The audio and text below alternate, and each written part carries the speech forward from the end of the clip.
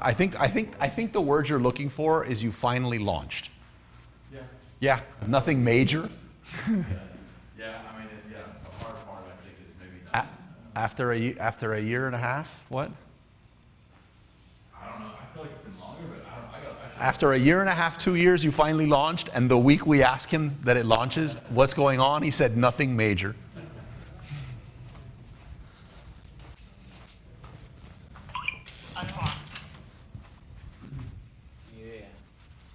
Ready? Yeah, I'm here thinking like we got like 20 minutes, and oh man, and it's like, Okay, dale. and we started 10 minutes ago. I was late.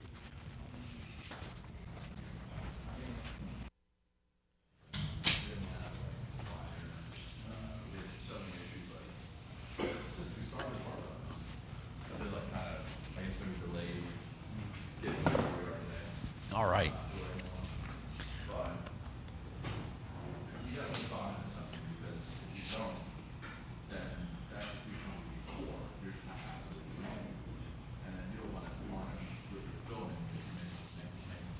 All right, hold on. I'm going to get an antacid and then we're ready.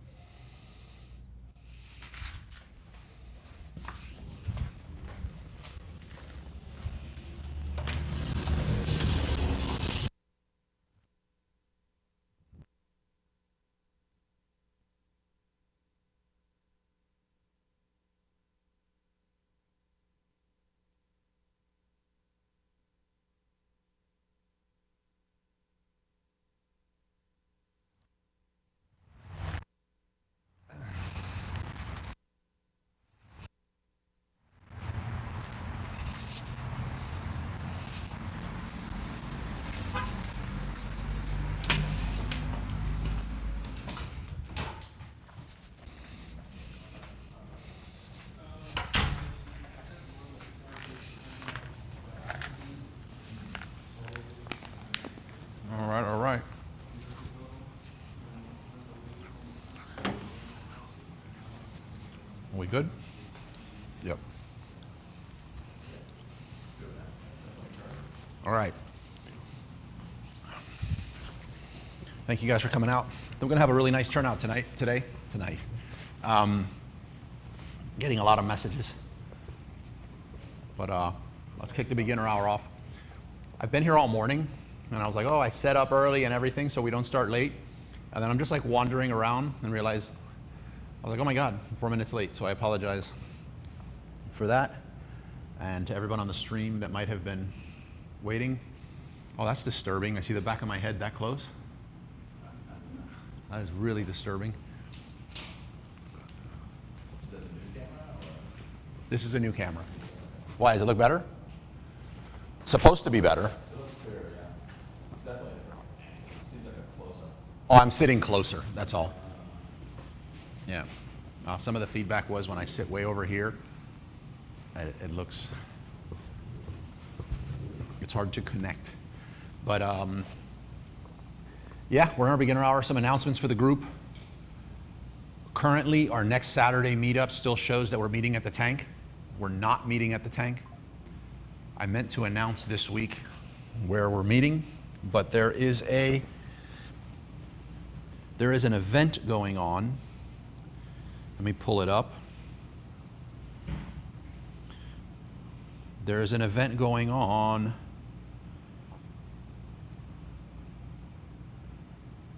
Where is this? Welcome, welcome. Where is this?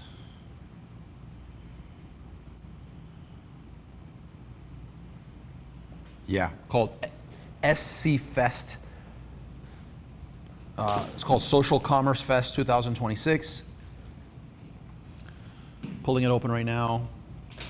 It is in Wynwood Marketplace, and it's from 12 noon to 7. So we can get there around 12 noon. I will be announcing it everywhere on all of our social platforms. I'll update the meetup, and I'm going to move the tank meetup to a different week. So for those of you that still love doing the tank, which is me, we'll still do the tank. Maybe we'll do it the week after, I don't know. Depends how much I have to shuffle around. But this Social Commerce Fest is specifically for using social media to sell your physical products. So it's very relevant to what we do. On the physical product side, the event itself is $12.45. I don't know how they came up with that. Oh no, that's not what it is. I'm going fast, where is this? Let me see, get tickets. Yeah, $12.45. It's not my event, so I can't waive it. I will say that if the $12.45 is an issue for anyone, no shame in that. Just reach out to me and I will grab your ticket. You don't have to like publicly raise your hand. I don't make anything from these tickets. And by the way, the event could suck. I don't think it's gonna suck. I know a lot of people at the event, but it'd be a good way for us to like attack the event together and make the most of it. And a lot of the times, any vendors or any things you want to get inroads with, you look better when you're showing up with a group of people. They take you a little more serious. So we'll have some fun at the event. Last time I was at an event that was at the Wynwood Market, food was food trucks that just pulled up outside. So I would expect something like that. Try to get there around noon. We have, we're going to use the Discord. So hopefully it encourages some of you who are not already in our Discord to join the Discord, and we'll keep in contact there. That way when you get there, if you're not seeing anyone, maybe you got there later, you got there early, you want to know who's on the ground already, you can just send a message and everyone can connect. We're in our beginner hour, but today's meetup, the topic we start at 2 p.m. is going to be validating your private label product. It's a pretty critical step. When I first started working out, which I'm not trying to say like I'm the model of where you're trying to get when you work out, but for those of you who have known me for a while, I was 405 pounds. And now I'm down to 230. Did that over like 18 months. And one of the first things my trainer said was that you can't out-exercise a bad diet. And likewise, you can't out-advertise a bad product. You can't run more ads or trickier ads or anything like that if you have a bad product. In some cases, the product, by bad product, I mean the appearance of the product is bad, or it's not a good fit for the platform.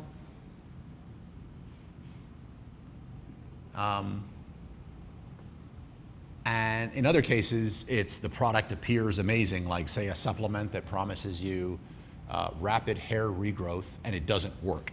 So in either case, you're not gonna beat that with advertising.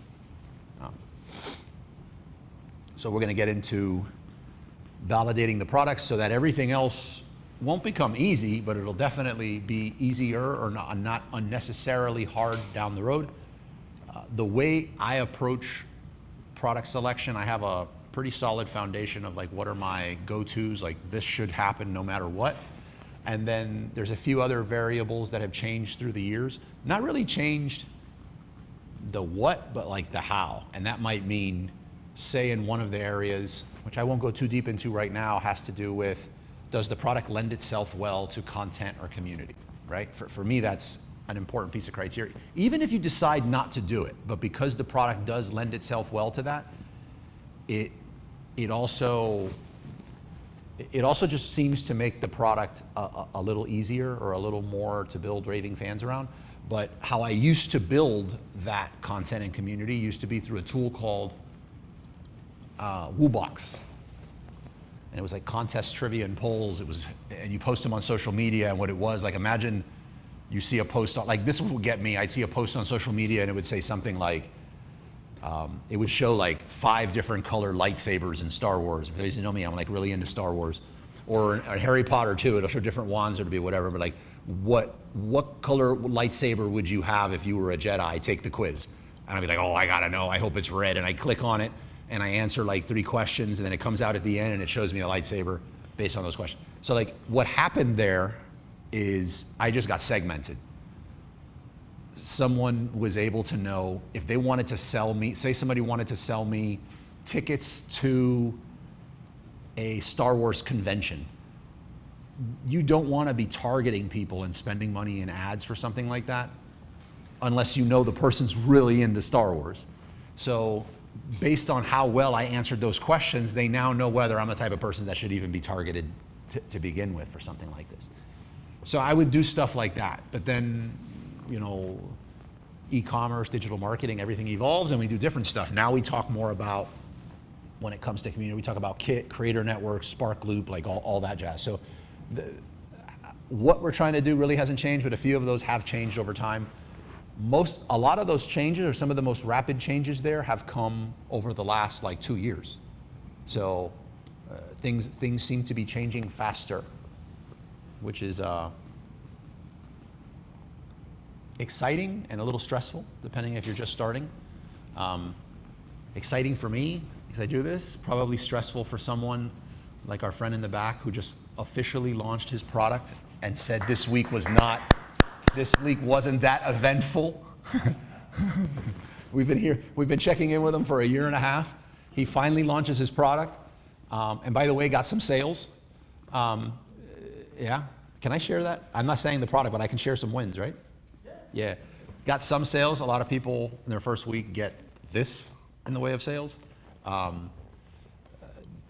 Broke a top 100 section, so pretty much every good signal you'd want to see, except the one that we all secretly hope of, or if you're like a baseball person, you imagine bottom of the 9th, you hit the grand slam, you're imagining, I'm just selling out, like I'm selling hundreds per day. Short of that, all the good signals happen. So congrats, Chris, for sticking with it. And Lord knows, you know what? A lot of people would have, they do, not would have quit before this stage. Like, no, a lot of people. You might have even considered it yourself. Yes, so like, yes, so it's a really, really long haul, and I think it should be, I don't think you should just celebrate the viral days and all that stuff there. At some point, like right now, he's not comfortable sharing the product. At some point, you guys are gonna see the product, and you're gonna be like, damn, like it looks nice. So super proud of you, bro. And Ting, I know a lot on the back end, so good job. What else, announcement-wise? I think that's it for announcements. We got, I forgot to bring the water out. I'll do that in a second. But we got pastelitos, cookies, coffee, courtesy of our sponsors who are showing up down here at the bottom on our ticker. Oh, we got a comment. Who's pricing events at 45 cents? Yeah. Strange. I haven't heard that one. I've heard 49, 47, 48, but 45 cents, I've not heard it. That's Costco clearance. Huh? Costco clearance price at 45. Right? I don't know. I wonder if the 45 cents is something like if you sell a ticket under $12.46, your fees go down by, or you know what I mean? Something wild. But what else? Questions? Who has questions? What's going on this week with everybody's business? Beto, you gotta have questions. You're in like Questionlandia. Fix the packaging so I can load it up and get feedback. Is there like an optimal number of people that should be voting, or when you're validating your private? I think at the beginning, like 25 to 50. Chris, what did you use for your first rounds of PickFu when you were first trying to validate your main image that you went with against your other main images, not competitors, to dial in like which one you wanted to go with, because you were looking at different colors. On PickFu, were you using, it was a 25, 50? Yeah, we started light in the beginning because we used AI to generate some just like Yep. mock-ups. So I didn't want to like spend heavy on that one. So yeah, I'd say a little light in the beginning. Maybe 15 to 30 people, something like that. Yeah. And then the start, and then we increased it as we got a little closer. We found Yeah, because you might get something that you look at it and it says, I'm getting this one because it's organic. And you're like, wait a minute, mine's organic too. And you realize, it might even say, you might have forgot to put organic, and now you want to run another test with you putting organic, but you may have wrote it and then you realize, oh my God, the way I have it written, nobody really sees it. So if you go out and jump out at 100, you're paying for a test of 100 to find out the same thing, and you're going to want to run the test again. So you can get cost prohibitive. It's like unnecessary to go that wide in the beginning. Yeah, so you run like smaller tests and isolate one variable every time. I believe you guys did a good job with that. Yeah. Yeah, we ran multiple tests. What we noticed was, because we started making it a little smaller, and make it testing. Right, yeah, I think that's good. How many tests do you think you wound up doing after it was all said and done, from like once you knew your product to the final version? That's a good question. I mean, it was over a longer period of time, because we would have to go to like our graphic designer, make changes. And by I'm throwing things out. I know the answer to this, obviously. Was it your in-house graphic designer, or was it a Fiverr freelancer? Oh, we started with, I think the logo initially, you gave someone on Fiverr. Right. We started with that. So that's why there's like multiple aspects to it. I can't say like XYZ number of pictures. But if I had to take a guess, probably somewhere around like, somewhere between 25 to 50, somewhere with pictures, I would say. But that's, I don't know, that's a little broad. It would depend. Like 25 to 50 pictures, I think we. 15 to 25, or 25 to 50? Probably closer to 25. Yeah. Yeah, maybe not 50. That might be- Yeah. We didn't probably go beyond that. That says a lot. 25. Start that now. Yeah. So do them small. They let you do like daily 5 free per day, but obviously you don't want to do that, but what do you call one variable at a time? One variable at a time, I would say. Say you're testing your products against each other, and one of your packaging is black, blue, and pink. What you're testing is color. Make sure everything else that's showing up on the packaging looks the same. Make sure they're sized the same and in the same orientation. So testing a 6-pack versus a 1-pack, laying on its side versus standing up, or the image size itself. You want them to all be the same. Like if they're the same products, but you know how somebody can crop them a little bit and the product looks smaller in the frame, make sure they all look the same in the frame. That way you've isolated the only thing that they could be making. If someone picks this one, they picked it because of the color, because you're testing color then. And then in the example I gave where somebody pushes back and says, you know, I got this other one because it's organic, and you realize, well, the only thing I tested here was color. They're all organic. Rather than just say, well, the pink one won, I would go in and start tweaking the word organic across all of them to make sure they're read right across all of them. Otherwise, what happens is the majority of people voted for organic, and you went with that color, but that has nothing to do with the color. You can ask the reason why they're choosing. No, when they vote, they have to give a reason in their own words as to why they picked that one. Which is really good. They'll give you an AI summary of it, but I recommend copying it all and putting it into your own AI. Yeah. Any other questions there? What was the biggest lesson? We were doing this exercise, and then what's your biggest lesson? Biggest lesson if you were doing this exercise all over again? That's like a podcast question there. Yeah, there's a lot of questions. That's a big question to ask. Watch him say, don't do it. Don't do it. For sure. I would say place a lot of emphasis on the packaging. That's really where I think you want to spend the most time. That would be my biggest takeaway. Yeah, put a lot of emphasis on the packaging, and then I guess next would be make sure your supply chain is, you know, doable. Wherever you're sourcing your products, yeah.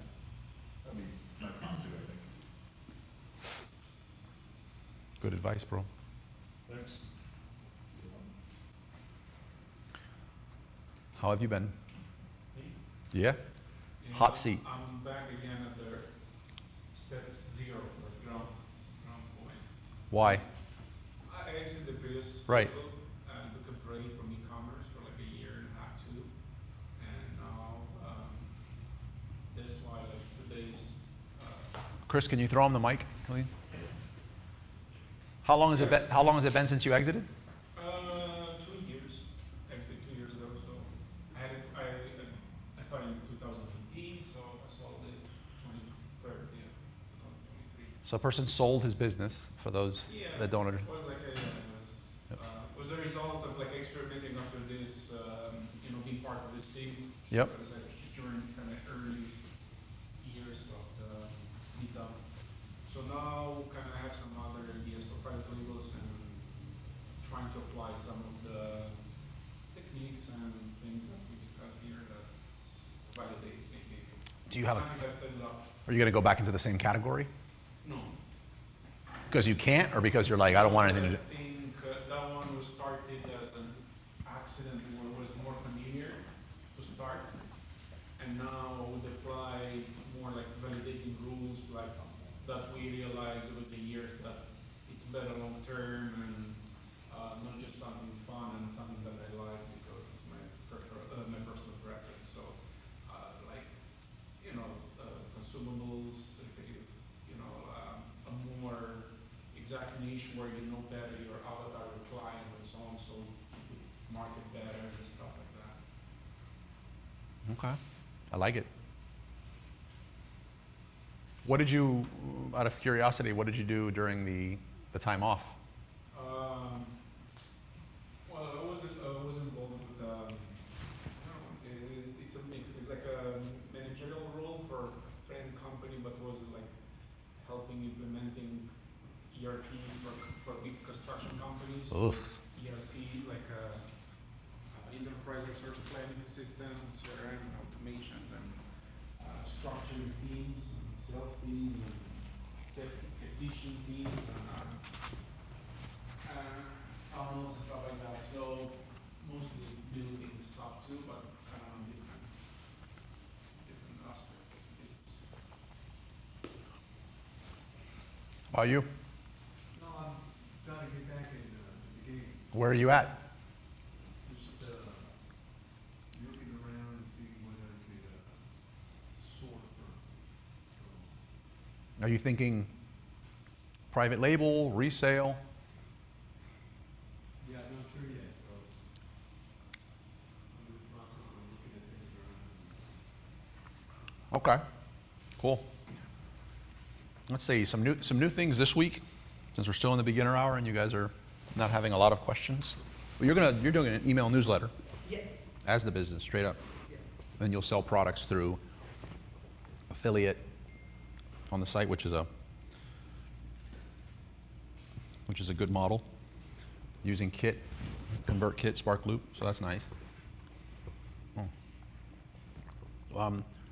Some new things this week, let's see. Ramon would get a good laugh out of this. I've been messing around with OpenClaw. And by messing around with, I mean just getting everything set up to where it could be something that we test. The Entrepreneur Breakfast has been really good as far as everyone tossing around ideas. It's to seems like there's a lot of people that, I might fall a little bit into this camp as well, have some exits and now it's like, okay, I'm getting the itch again. I want to get ready to launch, relaunch a product. So the one that I'm really paying attention to is the gummy mix. So the gummy mix and infusion space is what I'm thinking about. I've made a lot of progress this week in the sense of I gave myself a date like I usually do to you guys, but I applied it to myself and I told myself by Wednesday, end of day, I have to have decided on a name. The name that I'm heavily leaning towards is Animal Candy. You've heard of animal crackers? The The only reason I didn't pull the trigger on it, I was pretty adamant on animal candy, and the idea is the animal is like sharks and dolphins and bears and all these things you can make out of the gummies. The brand Animal Crackers comes in a box that, it's cookies actually, and they're in the shape of circus animals, and the box looks like a circus. But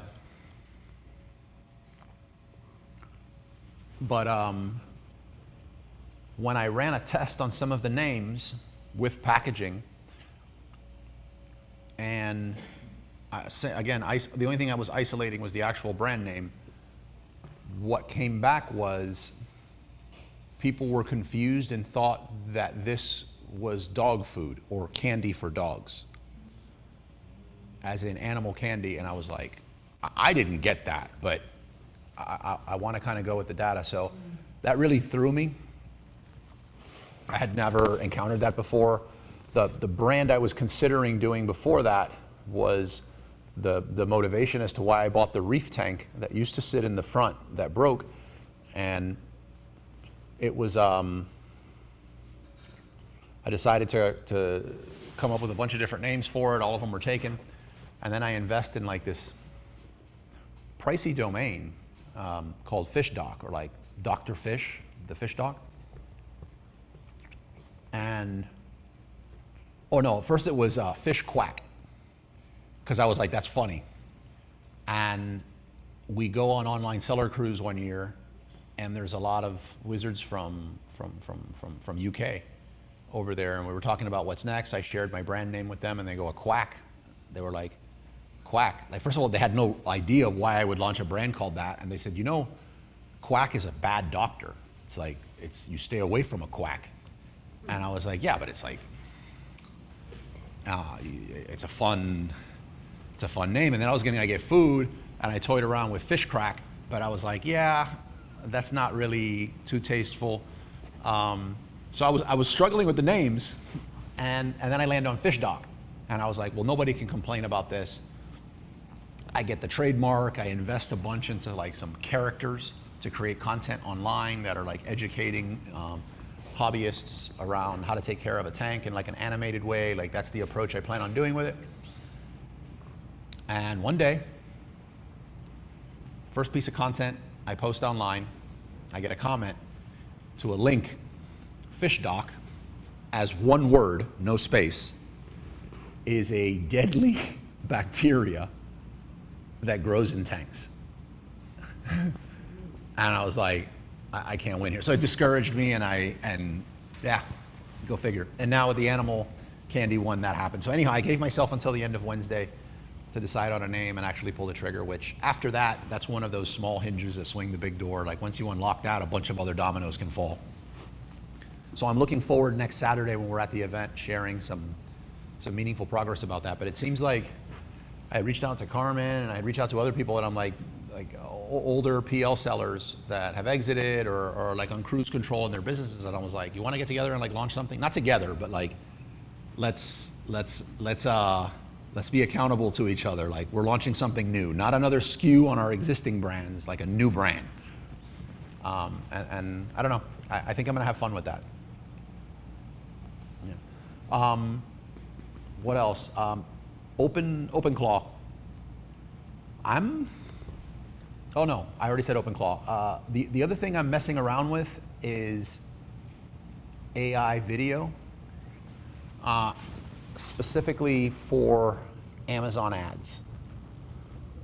I think there's I'm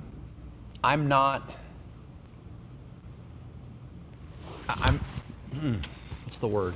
Well, you can see me hesitate, lost for words here, so that tells you what I think about the subject. I think there's a lot of misleading or unethical stuff going on out there right now with AI video surrounding products. And here's the example. And this is an extreme example that anybody, in case anybody watching this, I've had this debate with, because I don't think I've had this debate with any of you, but feel free to chime in on it. Take a step back from AI for a second. Right now, if you make any false claims on a product that you're selling, the Consumer Protection Agency, they chime in and they weigh in on that, and you're not allowed to do that. Can't get fake reviews because it influences people's buying decision and it covers up that the product may or may not be a quality product. We're on the same page there. There's a lot of laws in place that surround something like a kill claim, like kills X amount of bacteria. It's called a kill claim. You can't make certain kill claims unless you go through like rigorous testing. Welcome. And what's happening right now, though, is you're having an AI person in a video that looks just like a person. Now, I don't know if you've seen these, but like there's some AI videos that you're like, there's something off here. I get it. This is not a real person, but wow, it's impressive. But some of them you don't know. I feel like I get like my spidey sense kicks in and I can tell something's off, and that off to me means it's an AI video, even though it might not be what's off about it. But what's happening here is you're having this AI person on video talking about, how this face serum took them from this to this. Well, first of all, they don't have a face. They're an AI person. There was never no serum put on. So to me, that's just flat out misleading. And because there's no regulation around it, just because it's working to get conversions doesn't mean it's something I think you should invest long-term in your business. At some point, they're gonna weigh in on it. But some people are like, well, it doesn't matter for the next 18 months until they've weighed in on it, I'm gonna cash in on it. And okay, I get it. I prefer, though, not to build out a lot of systems and automations and all this other stuff around something that's so going to go the way of the fidget spinner. Like I want to focus on things that are more evergreen that I can continue to improve over the years. That's just my choice. But another one that's coming out is a lot more misleading, but it works. And say for let's say for a supplement or a beauty product, or especially a supplement, and what it is a person who's in a doctor's lab coat and what appears to be a medical setting. It doesn't say the name of the hospital. The person never gets up and says, I'm such and such MD and I studied at whatever, but it's designed for us humans to just draw conclusions. And it doesn't come out selling. It doesn't say, you should buy this, it's given me X results.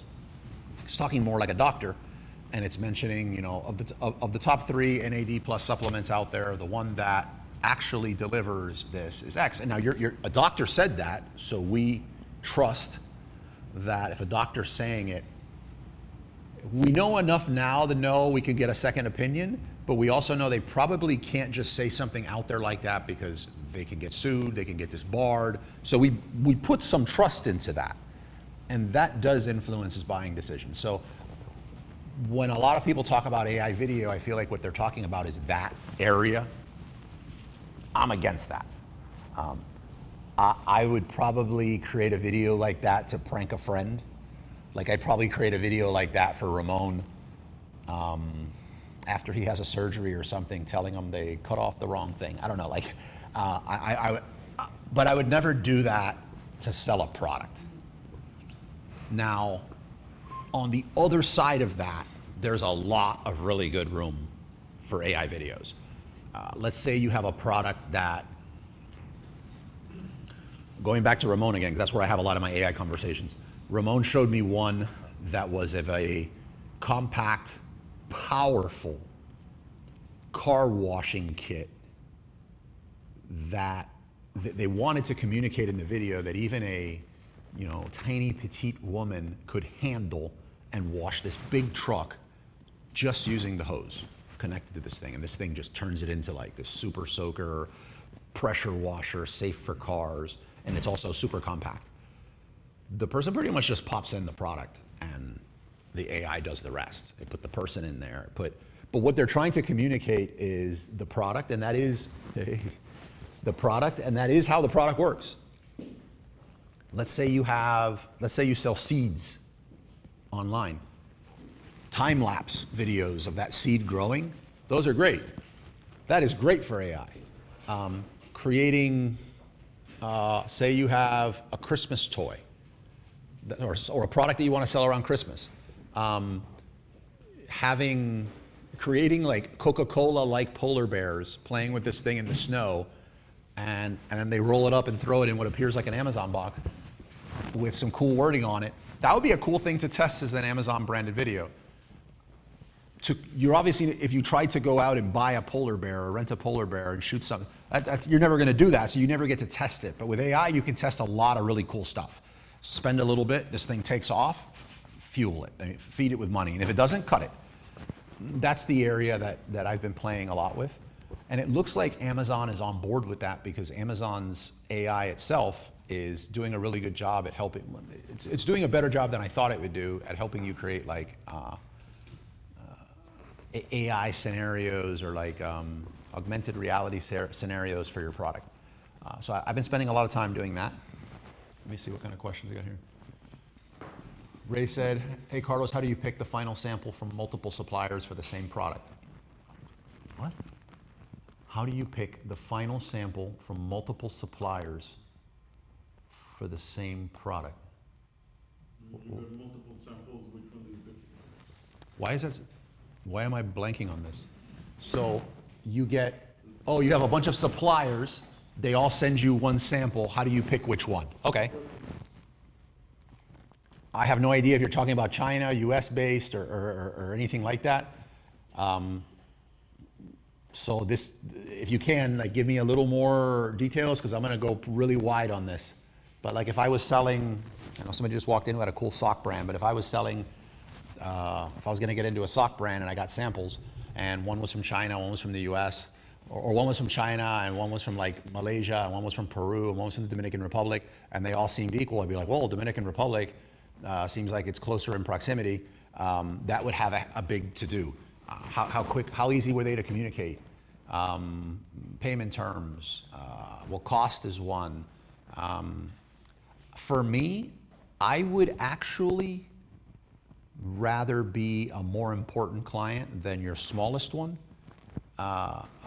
personally. So if I have the opportunity to work with somebody that makes Hanes, I don't know any others. Who makes socks? What's a big sock brand?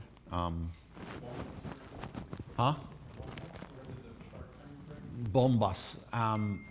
Or I have the chance to work with a great factory who I love their quality, who doesn't make Bombas, but for the smaller factory, I'm like in the top half of their clients, and for Bombas, I'm someone that they just give to a new rep, and it's like, if we need time, just push him back. I really don't want to be there. I don't think the juice is worth the squeeze there. I'm not going to sell more products because I say the factory that makes Bombas makes mine. So like, I don't, so I would take a lot of those things into similar lead time.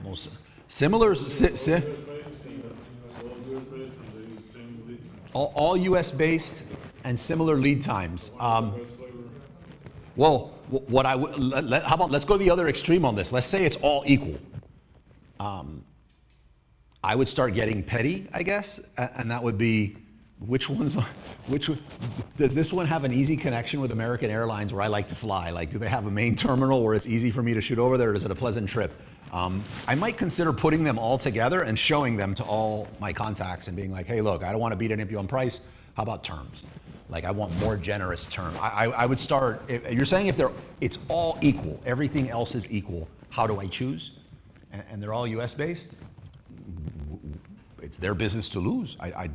I don't like competing on price until we've spent money. This is a big thing on mine. Like, I think it's I get the tendency to do that where, you know, you first working with somebody and maybe they've started high on price, and you feel like you're supposed to go in and negotiate down and not accept what they have. I used to do that, but now when I work with a supplier, I have a target price that I'm going in with. Like, I'm not just asking them, hey, what would you sell this to me for? I'm like, I need to buy this amount at this price. How do we get there? And then we have the conversation. But I don't want to beat somebody up for 25 cents per product. Not to say that that's not a lot of money until we've spent money, until we've done some business together, because there's probably other areas I might want some concessions that to me are worth more than that 25 cents. So that's why I'm saying I would, Right, but you're saying everything's equal based solely on sample. I have to assume that all of the samples are equal. Otherwise, there's no question, because if there's junk samples, you're scrapping them. So I would also look at things like who has more certification. Even if it's like a certification that's not important to you right now, but you know you want to build out this line, and later on there's going to be a certification that's important to you. If they already have it, that might save you, I don't know, thousands of dollars later, because you might need to fund that for the supplier. So do they have all the certifications? Do they have all of their ISOs? And do they have a very clear, like, I don't know if it's chain of custody now, but like if Amazon's your main selling channel, which I assume it is here, material safety data sheets, like, can they show that kind of stuff? Otherwise, they're sending me a product that I'm going to get shut down on Amazon for because I can't show something stupid proving that I'm not a hazmat product. Yeah, I would, that's what I would do. Do I give samples out to my target audience? So this is what I do. And I think I'm easily like in the 1% on this. I don't want to, I'll share what I do, but I don't want it to be discouraging to other sellers. Like, oh my God, if it's that complicated, I don't want anything to do with it. So I'm gonna say, like, I think I'm in the 1% of, a fraction of a percent of people that do this. And also the reason, it's like a superpower for me now, but the reason why I did it was very, I think, scarcity mindset back then. It was more like I could not afford to lose that money on the order. So I needed to make it as sure of a thing as possible. It just by chance happened to be a real power move to have in your toolbox in 2026. And that is, I make sure the product I'm interested in lends itself well, easily well, to content. And the cheapest form of content that I could create back in the day was email. So I would, you know, whether it's running, which they were much cheaper back then, meta ads, or doing trivia quizzes, polls, and contests online, or whatever, to generate an email list, what I would do is I would segment the people on my email list to people that would be interested in two things. One, flat out my product. Like, these are the people that are all in on this type of product, and they're super fascinated by everything about it. And there are people that are like that about paper clips, right? The other thing was people who like to be, I want to say, like, recognized. We all want to be recognized, but they sort of want to be an ambassador of something. And depending on how they segmented, I would put them on different email sequences, or I'd put them on different email things. And one of those is, you know, our company occasionally has samples of products that were in, you know, are in the product development pipeline. Would you like to be one of these people that test? I do think there's value in that. Passing out your peanut butter samples, like a buddy of mine has a brand called Nerdy Nuts, and he created a brand of peanut butter that you eat with a spoon, and they have flavor drops on all of their peanut butter. If he was to get his peanut butter samples and just give them, I mean, the type of person that eats peanut butter with a spoon is not your average peanut butter person, right? If you're just passing it around to somebody that likes to, like, put a thin layer of it on their toast in the morning and lather it with some random jelly, and getting their feedback, that doesn't really do anything for you, in my opinion. They're going to tell you how it's not as good as Jiffy, you know, like that doesn't work. So who you give the samples out to matters. A lot of the times, I know you said target audience, and that's the right thing, but a lot of people's target audience is, in the beginning, is whoever says yes, and that doesn't, just because they're willing to say yes and try your stuff doesn't mean they're your target audience. It just means you're desperate. So, but if it's truly your target audience and you can get them to test it, that's great. People that have signed up for an email and segmented themselves, that they're willing to receive samples and give feedback, those are usually your target audience. And then what I do is, throughout the entire manufacturing process, I'm in communication with my factory, and I ask them to take videos along the way. Not avatar, professional-like videos, just whatever they can get on their phone, and then I drip that out as content to the people that have self-segmented themselves for that list. So if you've ever watched, I did this once. I was on Facebook and there was this thing showing how, I think it was how lunch boxes were made. And it was like a 45-minute video, right? And I looked at this, and it was right when video became big on Facebook. And I was like, oh my God, these people are gonna ruin Facebook with this crap. Who's gonna watch 45 minutes of how to make a lunchbox? And like 22 minutes later, I was still there watching. So people like to see things made and like the behind the scenes, no matter how simple the thing is, even paper clips. Get a video and show how a paper clip's made, it's fascinating. Like it's just a bunch of things that push together and bend. And it's really fascinating, but use that as content for the people on your list. Yeah, hope that helps. So was there really relevant question on there? Yep, let me. What changes the IPA,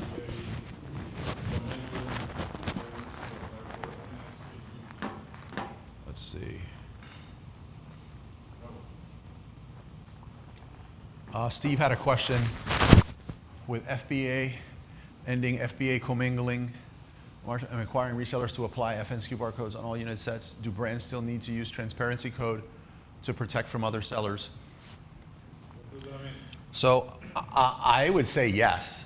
I would still use transparency codes to protect from other sellers. I don't, unless I'm missing something here, Steve, you could still, okay, first of all, what is a transparency code? Because we're in the beginner hour. What time is it? Jesus Christ, I'm blind. Oh, for a few more minutes. The transparency program is, how it started is Amazon wanted to make a big push to see if people will buy like luxury products on Amazon. That looks like a café con leche. Sin leche, Sin sin azúcar. almost. Are you got divorced or like, you sucked the joy out of the coffee? No. So they wanted to sell luxury. And by the way, guys, I had a debate on this last week. Luxury, if you sell a $150 to $250 product, that's not luxury. If you have a really nice label on your product, and I know we toss the term around so it looks more high-end, that doesn't make it luxury. Luxury is like in the thousands, and it's like a handbag and stuff like that. So you can have a product that sells for several $100s, and it's not a luxury thing just based on price. But they wanted to get into these luxury, think like Louis Vuitton and stuff like that. They wanted to do that. But there's a lot of knockoffs in that world.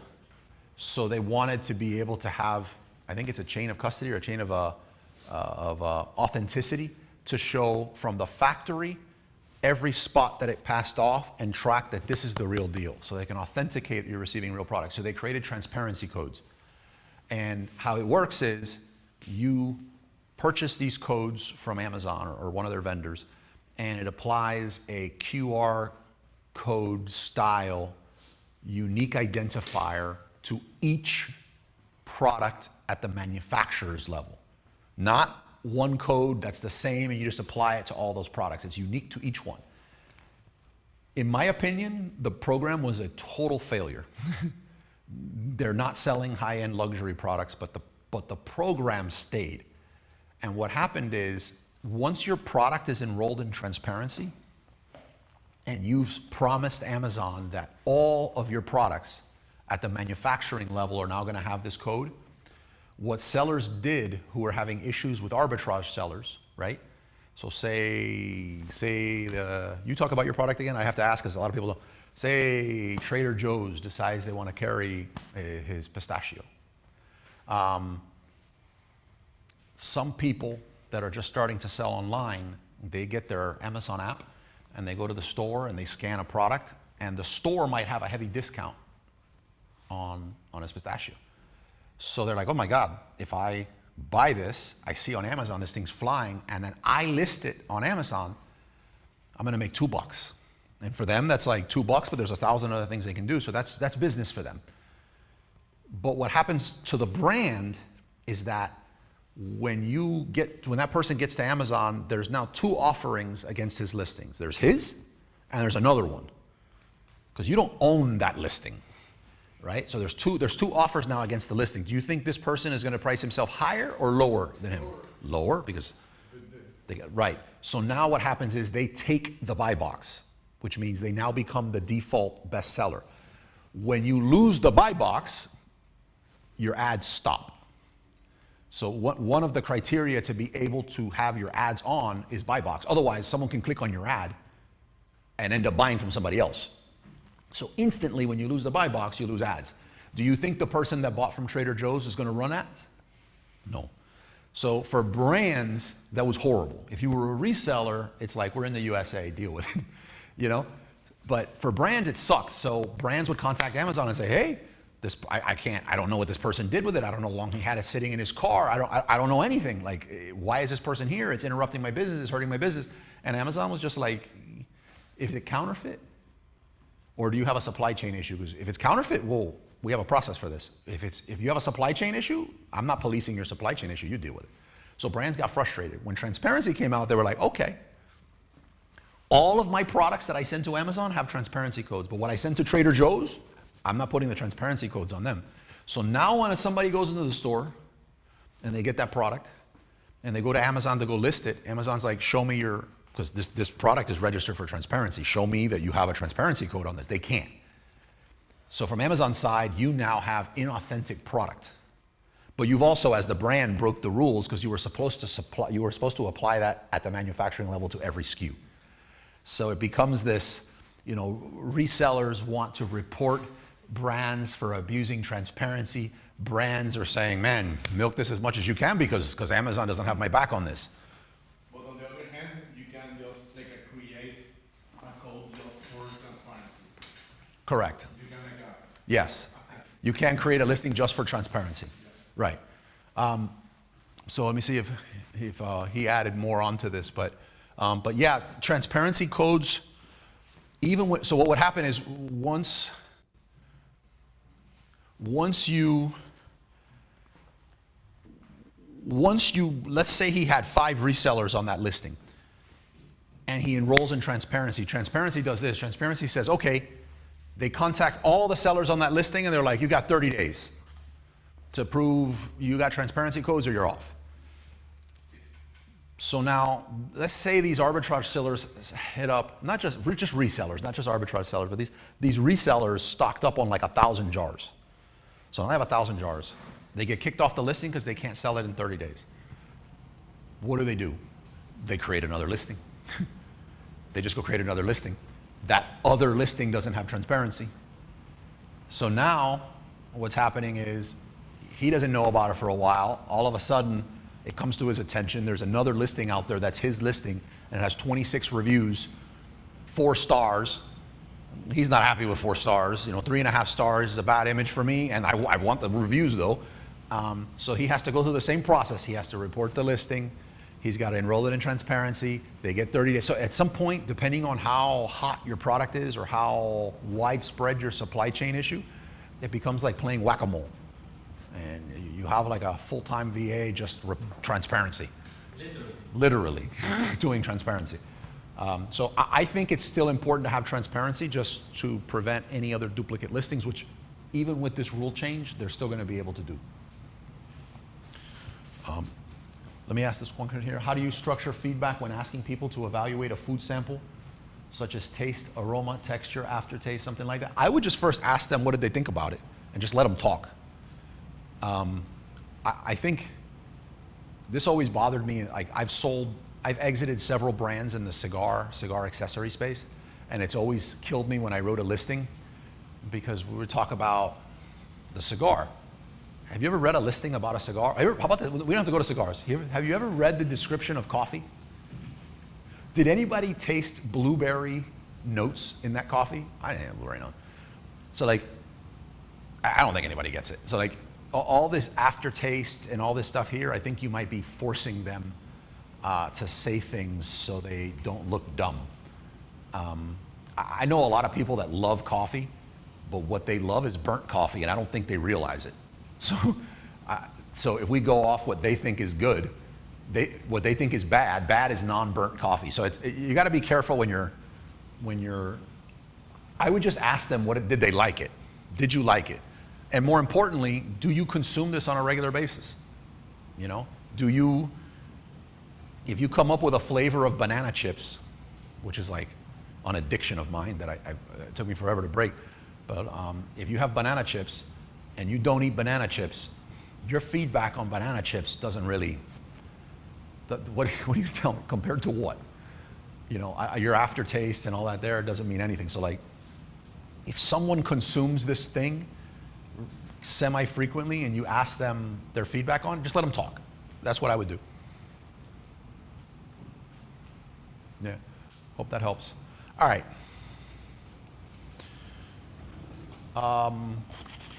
Any questions here before we take our 5-minute break? Yeah? No? All right, let's break for 5 minutes. Anyone wants to use the bathroom, and then we'll get into the next section. And we'll go over the topic of the week, which will be validating the private label product. All right? Cool. Somebody's got to move. Oh, I should get a digital timer and put it like right there by the camera. I'm so hungry. Well, it was supposed to be celebratory. I wasn't expecting uneventful.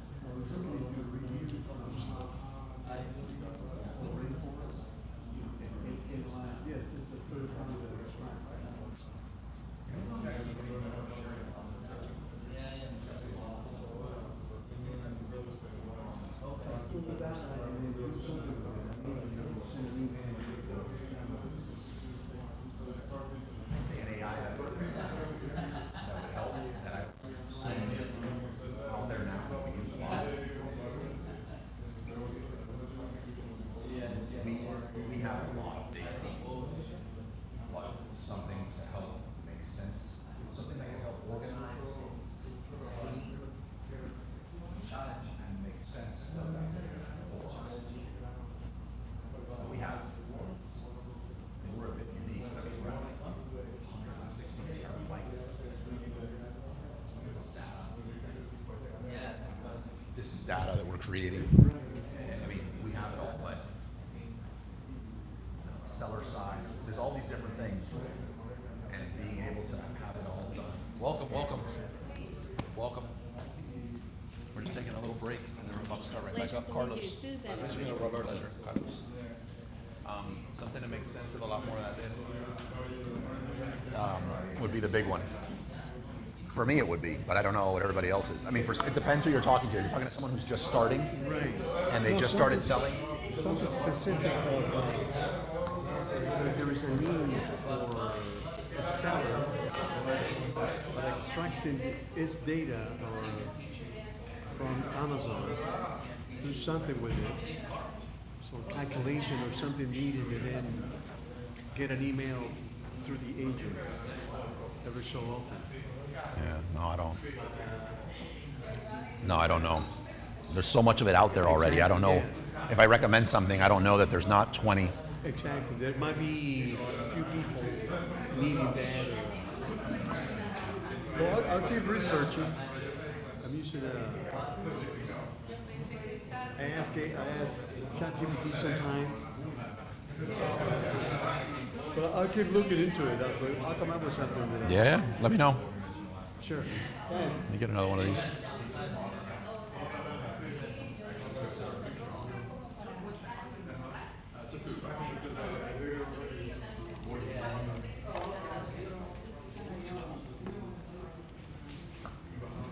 There's more, right? It hasn't run out, right?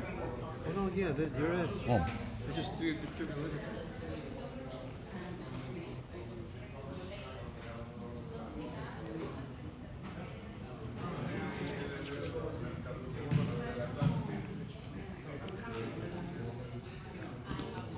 so hungry. I shouldn't be eating this, but man.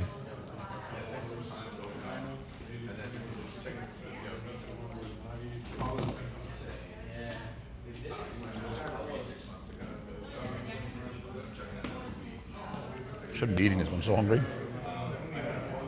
From the bottom group that I remember. From the Miami-Dade. Yeah. That's soon that we made like 3 months ago. Nice. Yeah. I met And Patty. so sweet. So sweet. Yeah. Eating it here. Yeah. She's coming. Today? Yeah. Oh, she's so nice. How have you been? Hold on, I got. I met a.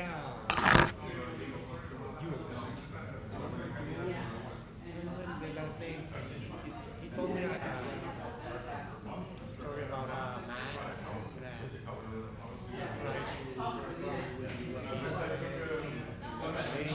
Un man que tenía como algo. You. I met him. I don't know. But he wanted me not him the meta thing. Yeah. Just meta. Yeah. He has like 3 products.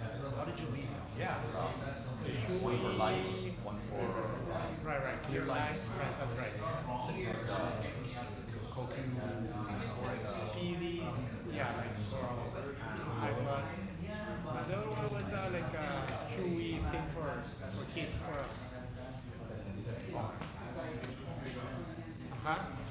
I have a couple of Zoom with him and how did you connect? Somebody need to help him. Yeah, to help him with a meta ad. I know. What was your impression? Oh, he's a like inventor. He's all over the place. He's like.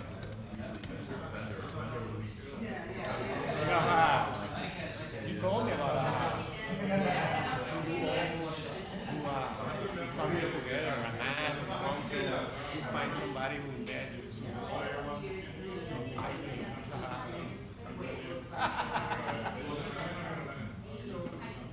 He told me, ask Carlos. Are you sure? Yeah. Right. First I talked about it. Yeah. I sat down and Right. like most inventors. Oh. All this Yeah.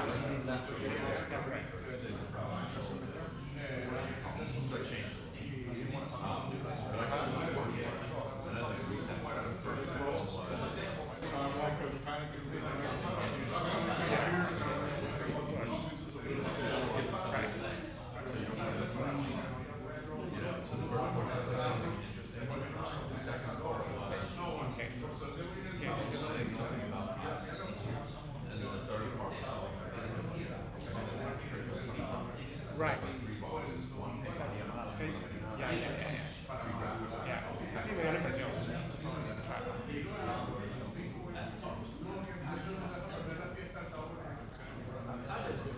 O sea, me mandaba un email y decía, hagamos un segundo sola. O llamar de repente, mira, se me acaba de ocurrir algo.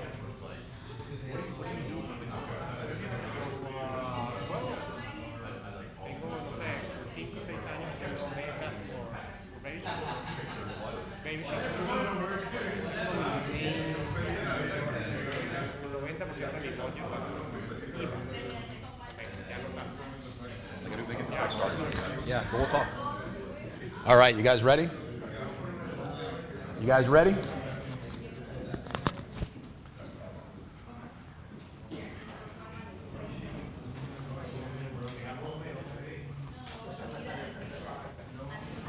All right.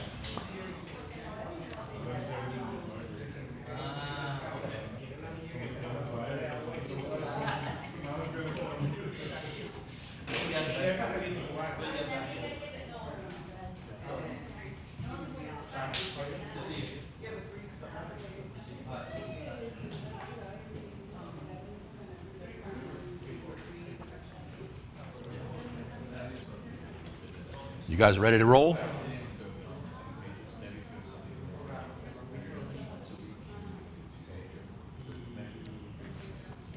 All right. Oh, yeah, bro, what are you eating? Oh, and he flexed too on top of it. Whoa. Oh, you're showing out here, bro. Guy's testosterone's like 1,600. You know? Now it.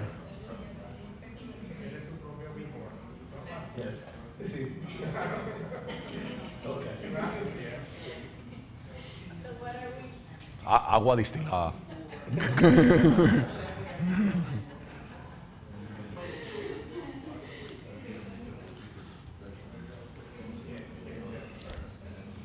You guys want to do it? We got a bunch to cover.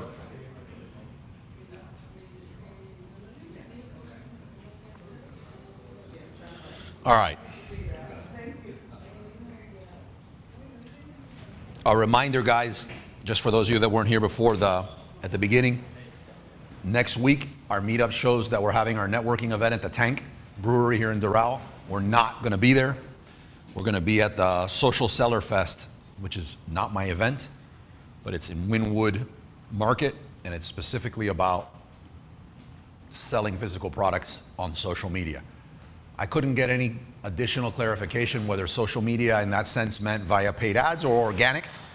I got the impression it was mostly organic, and since influencers and UGC and all that's a really big thing right now, I'm imagining that that's going to have a big piece to do with it. One of the sponsors, an organization that's similar to ours, that is a community that I know really well, and I know the owners of, Join Brands and MDS, they're sponsoring the event. So I feel like they probably did their due diligence before sponsoring. So I think it's going to be a decent event, and it's in our backyard. It's from 12 noon to 7 p.m. If the event goes good, I'll be there the whole time, but I'll be there at 12, and we'll walk the show together. It's $12.45 for a ticket. I don't know how they came up with that structure. I'm going to share the link on all of our social medias, and I'll announce the meetup probably Monday or Tuesday. But just keep that in mind so you don't autopilot and go to the Tank. If you do go to the Tank, you probably still have time to make it to Wynwood because it's a fairly long event.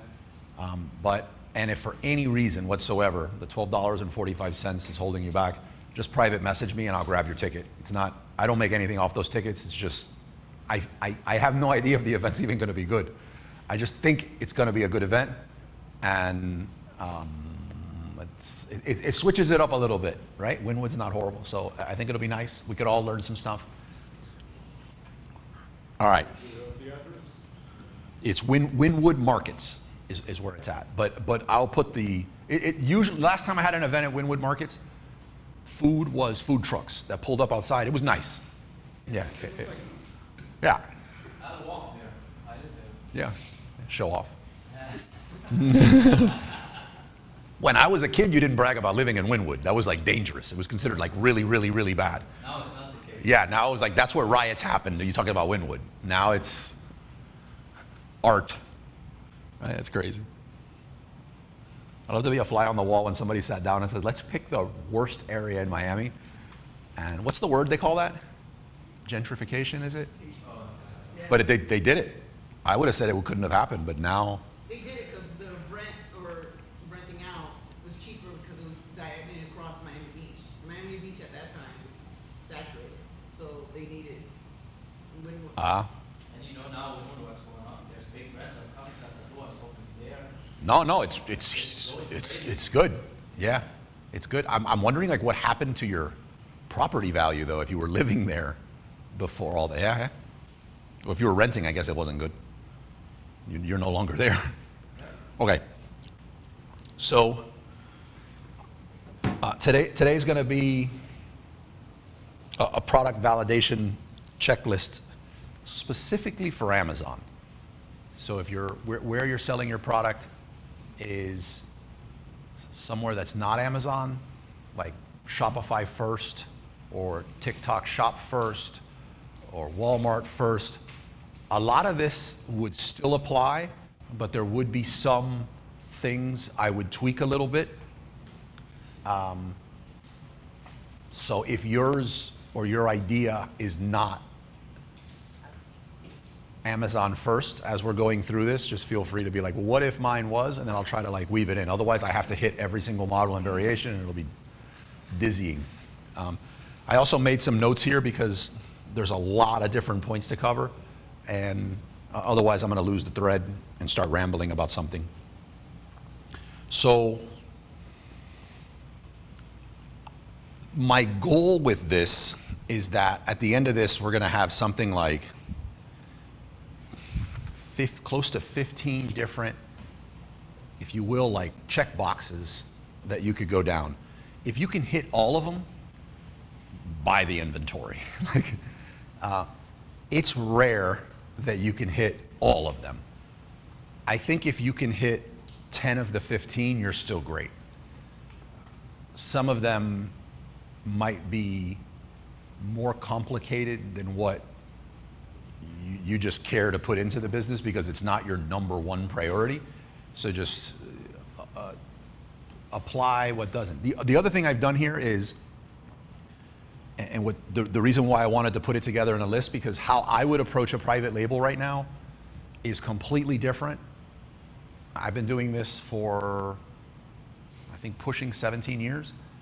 How I would do that with everything that I know and my resources now would be completely different than if I was just starting this with a starter, let's call it a starter budget, or dipping my toes into this. So I'm approaching this not as how I would approach something completely right now. Even though some of them, it doesn't matter what the budget is, I would still do this. But I'm approaching it more like based in like most people's reality on how they're approaching this. If you have a product that is stalled, a lot of these can be applied to a stalled product. So it doesn't just have to be for a new product. And then finally, some of you, like I said earlier, when I first started, I want to say when I started working out, but this guy looks like he's jacked. I don't even look. But like when I first started working out, I was up to 405 pounds, and my trainer said you can't outwork a bad diet.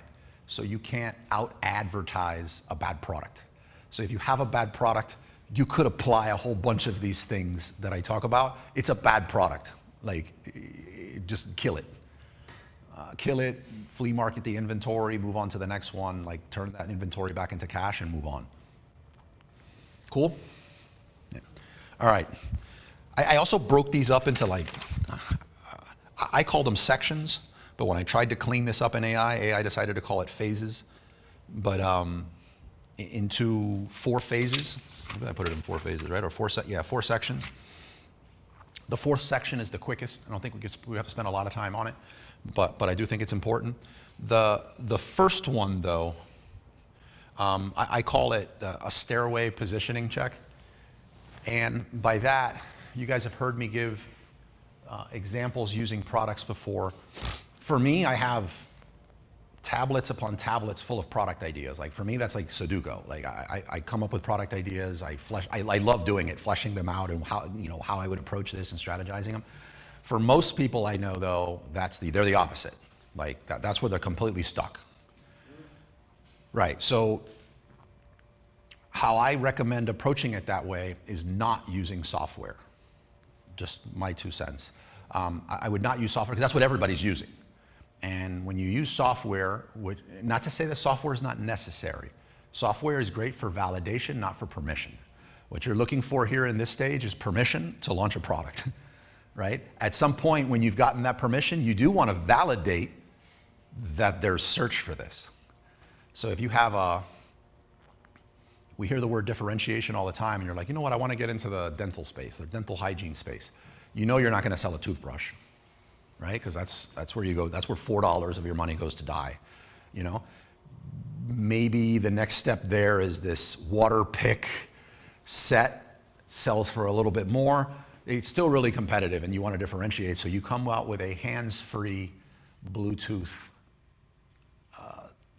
toothbrusher. I don't know if that exists, but like you come up with that. It seems great, and it's going to check some of these boxes. But there's nobody searching for it because it doesn't exist. And if you're going to sell it on Amazon, there needs to be existing search, right? So that's where the software would come in and keep your money safe and be like, well, this is a really cool idea, maybe in 20 years, or if you want to get into inventing, which is a completely different animal. But you don't want to use software in the beginning. How software is going to work at a 50,000 foot view is it's going to tell you to find something that sells between X and X, that weighs less than X, that has probably your competitors have an image that's not the best, that you could probably beat, doesn't have too many reviews because there might be some review system you can use to out-review them, and that you could probably sell for a little less and still make a business out of it. I don't want to sell for a little less. A little less means less profit than my competitors. I want to make more profit than my competitors. So a whole bunch of stuff is wrong there. The biggest thing that's wrong with that is those are the same criteria that everybody's using. And when everybody uses that criteria, they get what? The same or different results? The same result. Same results. So the best thing that could happen to you in that scenario is that you don't find anything. Unfortunately, the Amazon catalog is so big, you're going to find things that fit that criteria and that are going to be an opportunity at that moment. And the reason I say that that's a worse thing to happen is what's going to happen is you're going to pull the trigger and you're going to get it. And assuming that you're decent at business and you budgeted your money right and a whole bunch of other stars that need to align, you get the products and you sell them.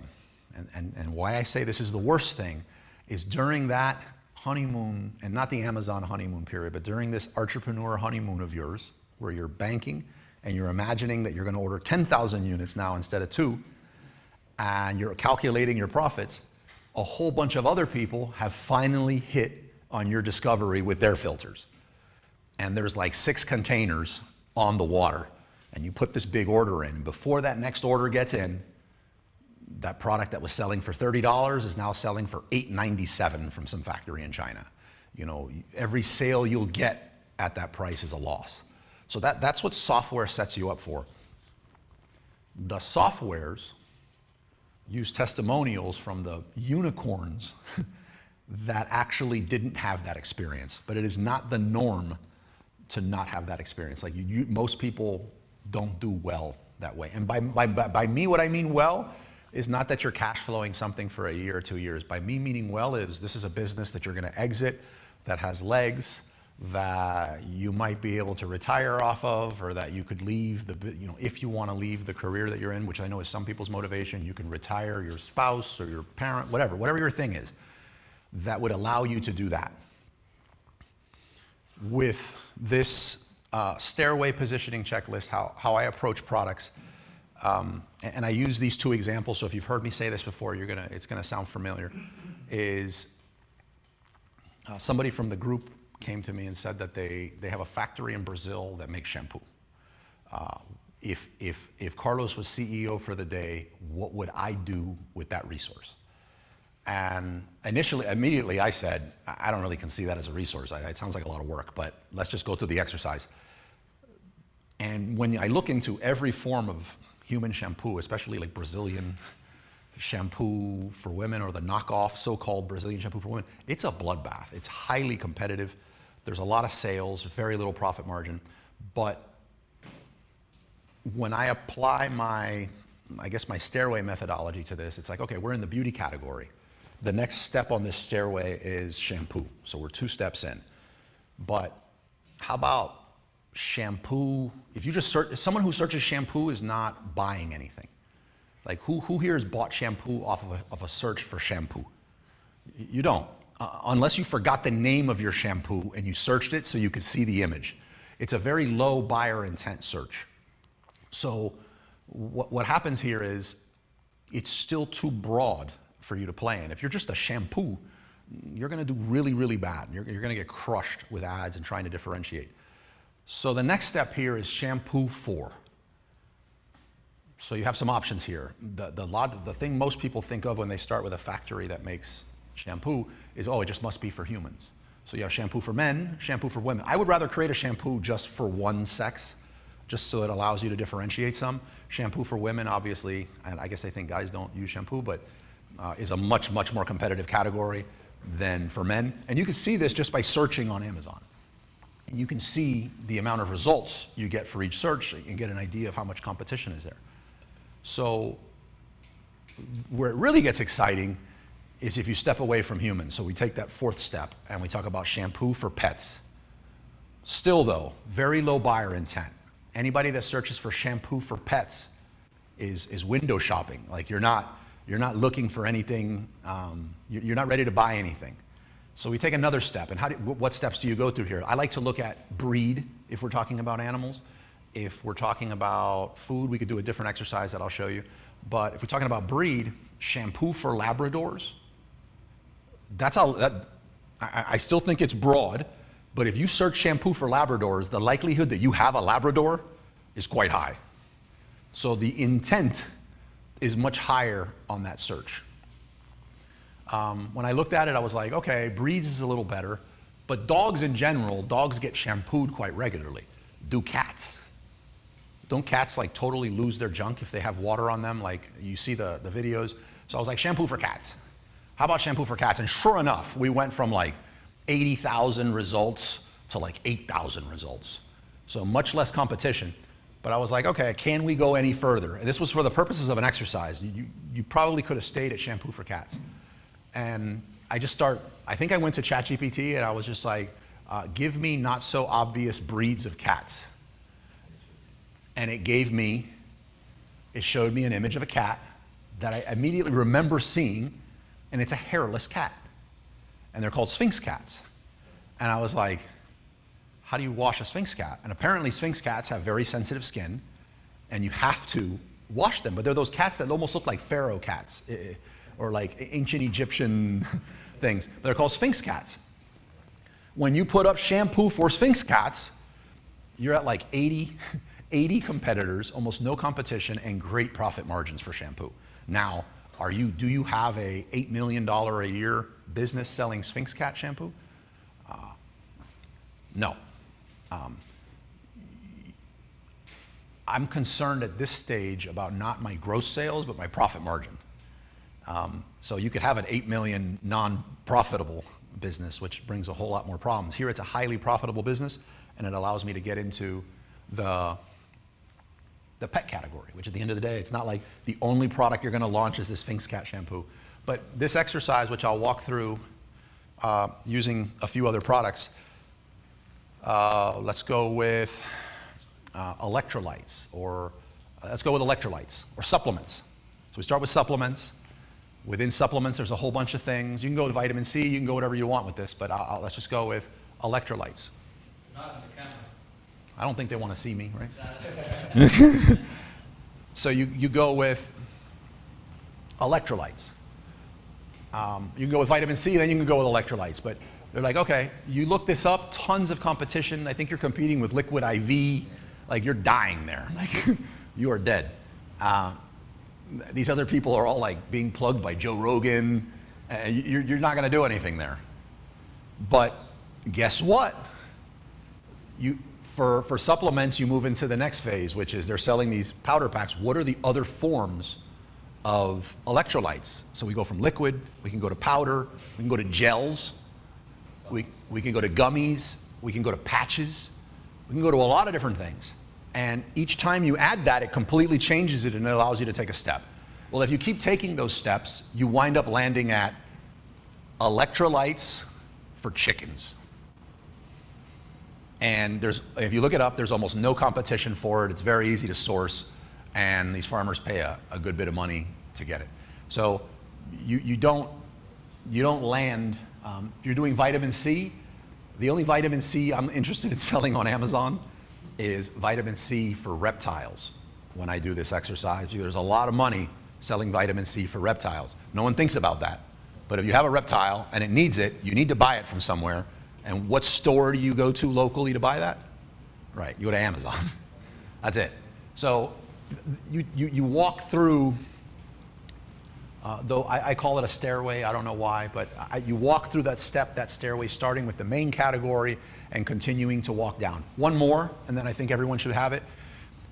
Bowls. You want to be in the kitchen and dining category. You're deciding you want to have this DIY home thing, and you want to have some nice home stuff in your house. You want to be like a William and Sonoma. type of brand. So you look at bowls. Nobody searching bowls on Amazon is buying a bowl, right? There's plastic bowls, ceramic bowls, wooden bowls. There's environmentally friendly. There's a lot of different types of bowls. But you keep walking this down and you go from bowls, ceramic soup bowls, French onion, ceramic French onion soup bowls. So you've really narrowed this in, and you're now speaking to someone who's doing a specific thing. If you try to sell a bowl to just anyone, or you try to tell someone, I'm going to sell these bowls because I'm going to put the word soup bowl in the back end of my title, and the people that want to get French onion soups, they're just going to get that because it's a bowl. No, that's not where you dominate a category. And my other thing about that, which I know is going to come up at some point, how big does the category need to be for me to be in it? I don't care as long as I'm the one dominating it, to be honest. I have nothing against getting into a product or a category that's going to make me a highly profitable $100,000 extra per year. I really don't, and I hope that never changes, even though we've hit like the 9-figure mark. I don't, heck, a highly profitable 50,000 extra. Like, if I see it and I can dominate it easy, like, I don't care if the category is small. Like, every hit's not. My first product in a new brand category, I want it to be a hero product. I'd like to see it to be something that I think I can do low 8 figures on at least in sales eventually. I also like to see that I can add somewhere between 13 and 20 additional products to that niche. To be fair, I never make it that far. When I get about halfway, I wind up exiting the brand. So but I probably wouldn't get into a new brand that I only saw 1 or 2 products that I could sell in the entire brand. That's just a personal choice. Is that a question? No? All right. Any questions on that, by the way? No? Okay. For the search engines, I was actually just looking in Google. Is that the best way to actually get something out of like an AI mode, or what would be a good way to do the research? Amazon.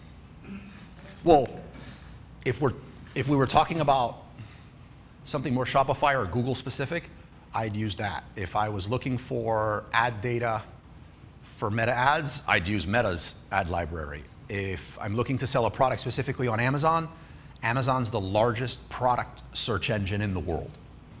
So Google's the largest search engine in the world, but not the largest product search engine in the world.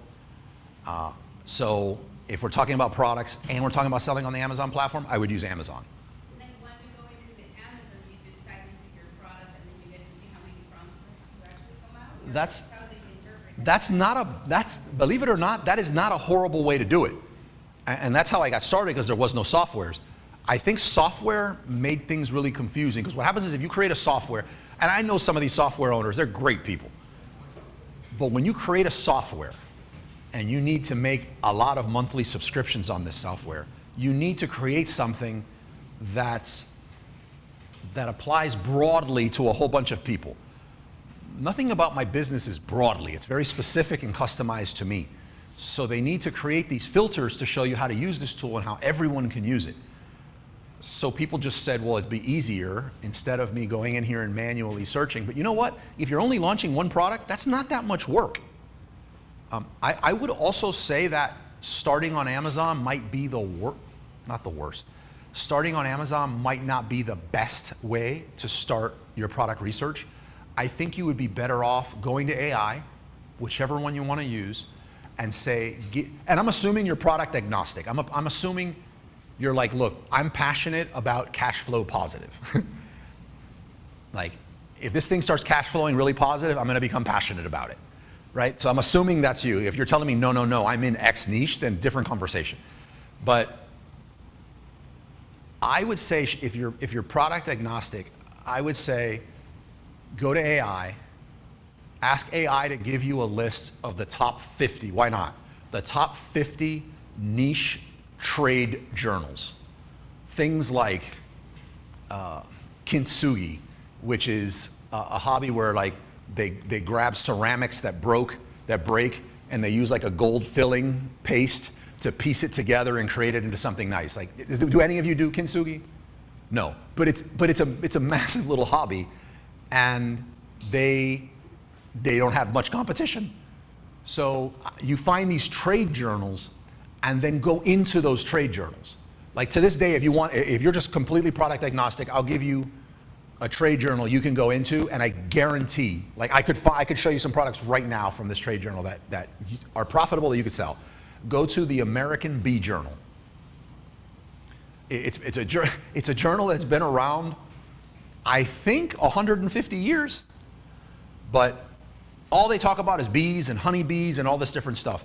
The people in that space are an older population primarily, and they're inventing these different things to make their craft easier. And then they don't go advertise it on Meta, they don't go advertise it on Amazon, they don't go list it on Amazon, they advertise it in the American Bee Journal. So you go in there and you're like, oh my God, look at this thing. What is that? And then you go search for it on Amazon and you realize there's a listing. It's selling 60 a day. It has one picture, 2 bullets. It's horrible. And this is a wide open category. So the American Bee Journal is full of it. But you're in a boring, if your niche being super sexy and exciting is super important, then American Bee Journal is not it. But it's a great category to get into. And it's definitely stood the test of time. And I think we depend on it, right? Like, without bees, we can't live or something. What is the thing? Something like that. It's like kind of important. Yeah. Yeah. Next one is, by the way, any questions on that or any pushback? By the way, you guys can totally disagree with me. I have super thick skin, and I honestly believe that we could all approach private label differently and still be wildly successful. Like, to be honest, this is the way I do it. So that's what I'm sharing. But you could be like, no, I tried that. That sucks, Carlos. And we're still good. But it's good to have that sort of feedback in here. Is that what you're going to say? That sucks? So the Venn diagram test. The Venn diagram test to me is when you use Stairway to PL, like I talked about before, but you apply it to food, it gets a little wonky. Like it gets a little difficult. So the Venn diagram test for me is, and I recently gave it this name, is when you want to differentiate or apply the Stairway to PL approach to food. The example I'll give here, you could just throw one out here and I could just off the top of my head do it. But the one I'll give you as an example that I've used a bunch is, you decided you want to sell nuts. Nuts are super competitive. Amazon has their own, I think Amazon basic nuts, and I think they sell them for $4. Don't want to do it.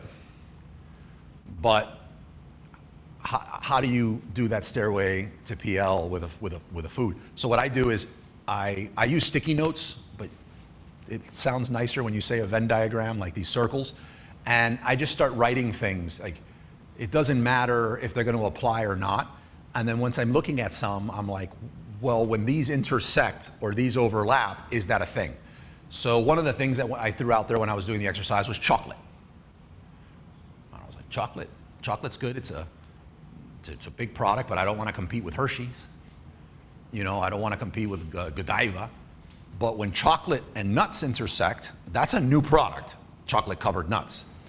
The good thing is, when you're talking about chocolate, there's a period of the year during the summer where you can't even send the product into their FBA centers because it's a meltable. But the type of chocolate that's used to cover nuts has a different melting point. That's why it doesn't taste as good as like Godiva. The better the tasting the chocolate, the higher the melting point. Or the lower the melting point, the easier it melts. Really great chocolate, as soon as you hold it in your hand, it's already like frustrating. But so you're like, okay, so now I have a product, it's chocolate-covered nuts, and it could be around year-round, but there's other chocolate-covered nuts out there. Massively less competition than just the nuts or just the coffee, but still a lot of competition. So I keep doing these circles. One of the other ones is energy. So I was like, okay, in the energy space, like what's there? And at first I started thinking about what are like maca. What about if I turn this into like, oh man, this is going to sound horrible, but like dating chocolate? No, that's bad. No, but like an aphrodisiac type thing. Like there's some brands out there that create something and they cater to a specific audience, like in the whole like aphrodisiac space, or like if you want to appeal to men and be like, they just put maca in it and you call it something. So like I thought of that, but I'm like, wait a minute, how about energy is not necessarily maca, that's more of an aphrodisiac or something, but what about coffee? So caffeinated chocolate nuts, that's a thing. And I searched that, there was like 60. I was like, hold on, that's a thing? Like that's easy. And then you can keep going. At some point, it's overkill. But at caffeinated chocolate nuts, you got a product. What I would do then with food products is how we went to breeds before with animals or any organic, like people or pets. Here you want to look at flavor profiles with food. So with flavors, we look here and we're like, okay. And to me, anytime we get into flavors, the first thing I do, just because everyone's bonkers about it, is pumpkin spice. And I'm like, it seems like you put pumpkin spice in everything. So I was like, pumpkin spice, caffeinated chocolate nuts. And I bet you it would sell. There was no results, but I bet you it would sell. You could do caramel.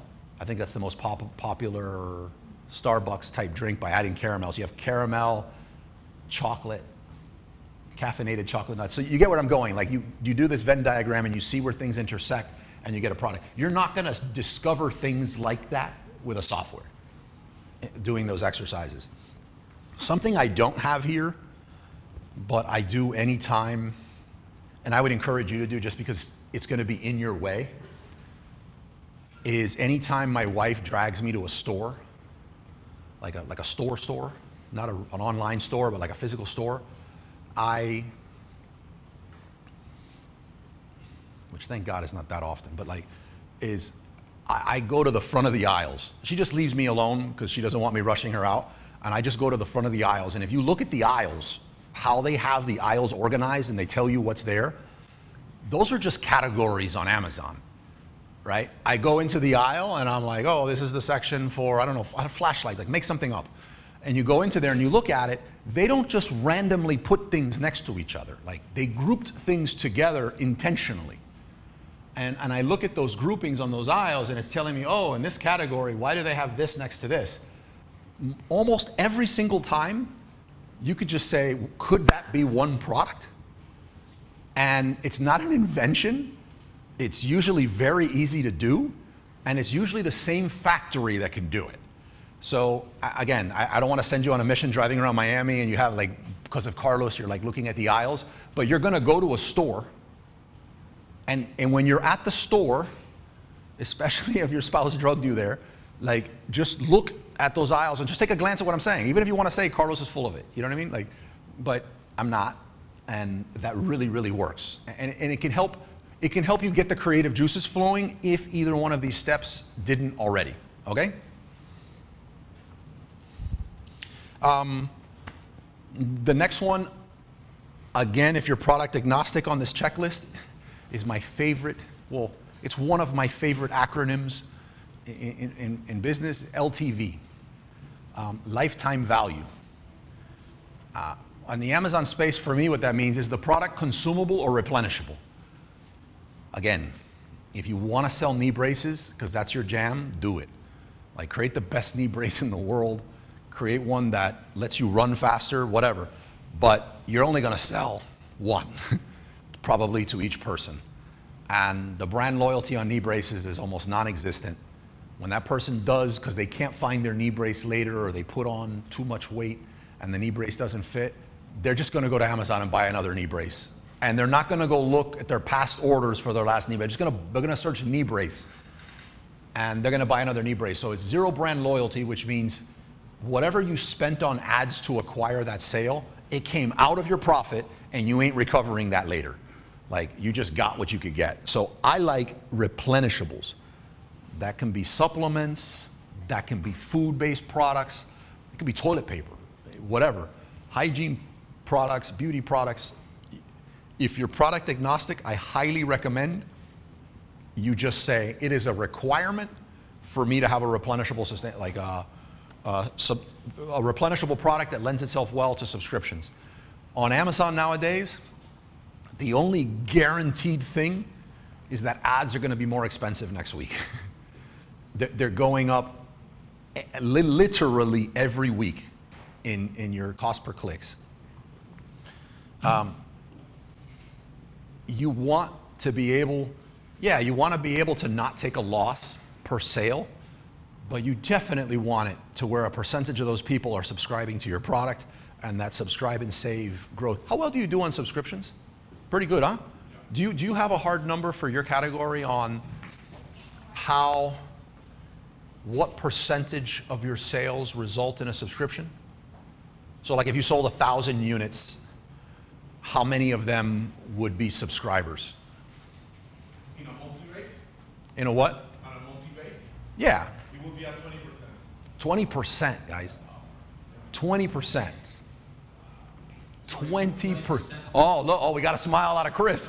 20%. So, Probably 18 or 19. no, don't kill it. Don't kill it. 20. Yeah. We got Chris to smile. 20%, guys. I don't know how to like do fancy math, but break out your AI and say, if I was selling something for X amount of dollars and I sold X amount per month and 20% turned into a subscription, what would I look like at the end of the year? And it would look like Chris just did a second ago with a big smile, right? A big smile. I work with a lot of brands and I've seen them start from nothing and some of my own, and then to be able to get to a month and be like, 6,800 units this month are already like, when your monthly subscriptions are more than what your initial minimum order quantity was per month, it's a really sweet thing. So, do you know what the percentage subscription is on a knee brace or a garlic press? Zero. So for me, that's why that's super important. This is one that I do a lot. I don't have a fancy name for it. I'm trying to create this in like a structured content way to deliver not just in meetup groups. And AI is great at saying, hey, here's this thing. Can you turn it into an acronym for me? And it does a good job. It did a really bad job on this one, so I don't have one. But in my own words, I put, can you name the ignored buyer? The ignored buyer when you look at this product. So if the example I gave here is if your target customer is everyone who drinks coffee, then your niche is too wide, like we just talked about. But can you name the specific person who currently feels ignored by the big brands in your category? So let's say there's a product for poultry, right? And there's a lot of products in that space for poultry. The thing is, they're catered for farms, poultry. What they're not taking into account is there is a huge hobby population of people that have backyards with chickens. They have little chicken coops in the backyard. I'm not one. My wife would never allow that. But like, they do. Look it up. They're hobbyists that do this. There's also hobbyists with like small little things of pig. And we're talking about like in a semi-residential area, not with huge chunks of land. There are these weird niches. No offense if that's your niche. I didn't mean to call it weird, but like there's these other niches that the products in that space say something is sold by the bucket, like the 10, what is it? 50 pound pails, 50 gallon pails. Is that what they are? 50 is a lot, but I don't know. You know those big buckets like you see at Sherwin-Williams of paint, however that holds. I think it's 50, but you get one of those. A hobbyist, that might be 3 years of stuff. So in that scenario, you look at that and you're like, well, the only way a hobbyist can get a hold of this is buying one of these massive gallons. Massive tanks, what they're probably doing is trying to homemake this stuff so they don't have to invest in that. What if somebody just sold a smaller one? But the person making this doesn't create a smaller one because they cater to farmers. They don't care anything about hobbyists. So you could tell by looking at that the hobbyist residential chicken coop person feels ignored. If in the grilling space, there's a big gap between Kmart stuff and like Lamborghini of X grill. There isn't something in the middle ground for the person that wants to identify as the Lamborghini of, you know, in his content or whatever he does, and another one. Let's say, I'm not saying there's a niche for this, but let's say you believe that there's a niche for content creators in the grilling space. So these content creators want to shoot video, I'm making this up. They want to shoot video of them doing their smoker and everything else. They need a second person there with a camera. What if these other grills, they're not going to make a grill, but what if you come up with attachments that are adaptable to this for the content creator that does grilling? So like that would be, I've identified an area where the person feels ignored. So I like to look for that. Like, is there someone there where the person feels that you're a griller? You grill? Yeah, sometimes. Oh, I don't. Do you create content on grilling? Okay. How do you record it? Well, I do my tripod. Your tripod or the phone? Right. I do my meals in the morning before my prep, before competition, so I just... You compete in it? Yeah, I compete in it. Okay, look, I was totally, so do... Is there anything in the recording side of it that you wish was easier? Like, I don't know if there's any issue with the tripod. Is the heat? Is it? Trying to come up with a product. No, but I'm saying you might know of a product, and for you it's just like you don't think of it because you've already solved it another way. Yeah, just go record everything I have to do, for example, for my mornings. The 3:15 morning, wake up, do my cardio, then go do my meal. 3:15 in the morning you do your car? Oh, it's just... I want to see you eat pastelitos just to like. Yeah, no, but that also I give you an option for my people like who watch me. So I have tilapia, ground turkey, beef, and I do the whole preparation. Where's the ribeye? Where's the fatty ribeye? Exactly, that's what I like. So then I cut the whole thing and I give you the options. Like, okay, you don't have to follow my same exact diet, but it's more like follow my kind of like my macros. Yeah, well, there's people in, I'm going to call it the social media space, that make money selling filters that you could apply to your stories that give the grilling vibe, even if it's like the shimmer of the flame or something. So if there's a market for that, there's someone that's feeling ignored on the product space. So it was totally random that he does that, and I was saying it. So I think you want to try to find, you know, you want to be able to sort of name the ignored buyer, and that's going to become really important in the next section that we're going to get into and why it's important to do that. But will the ignore buyer will it be like too small of a niche that it would be like too much of a like micro niche? Would it be? I love micro niches. Again, my rule on that, there's always exceptions. My rule is as long as I'm dominating it, it's fine. I'm okay with it. Now, if I need to invest $1 million, like if my that would, I guess that there would be the exception, but if I see that I can, one of the events that we're going to do again soon is how to find profitable product ideas before your competitors using Etsy.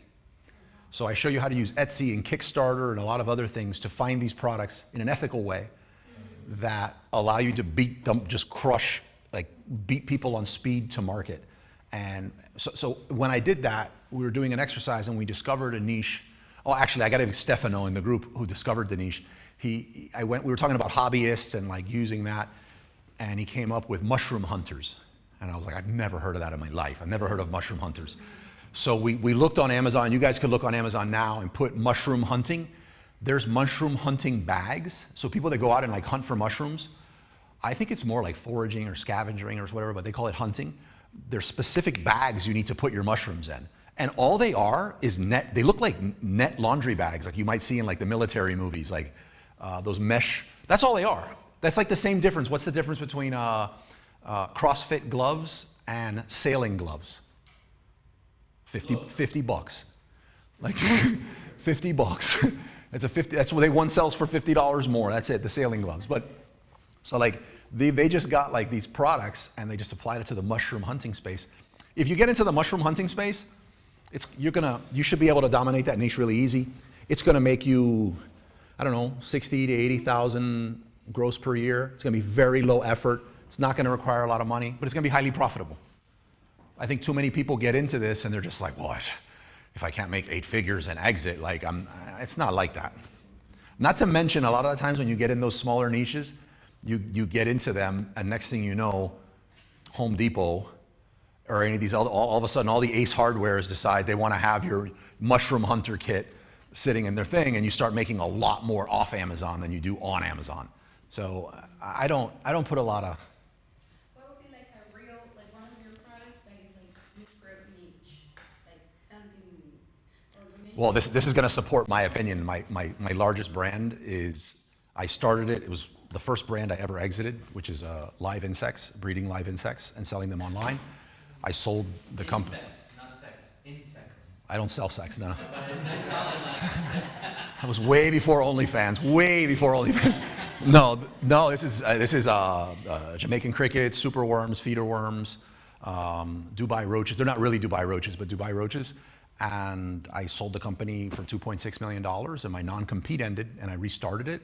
But to your point, if you were to look up and look at the niche, and you were to look at live insects, as a matter of fact, if you search on Amazon right now, super worms, I'm like the top 6 listings. They're different seller names, but I've acquired those companies over time.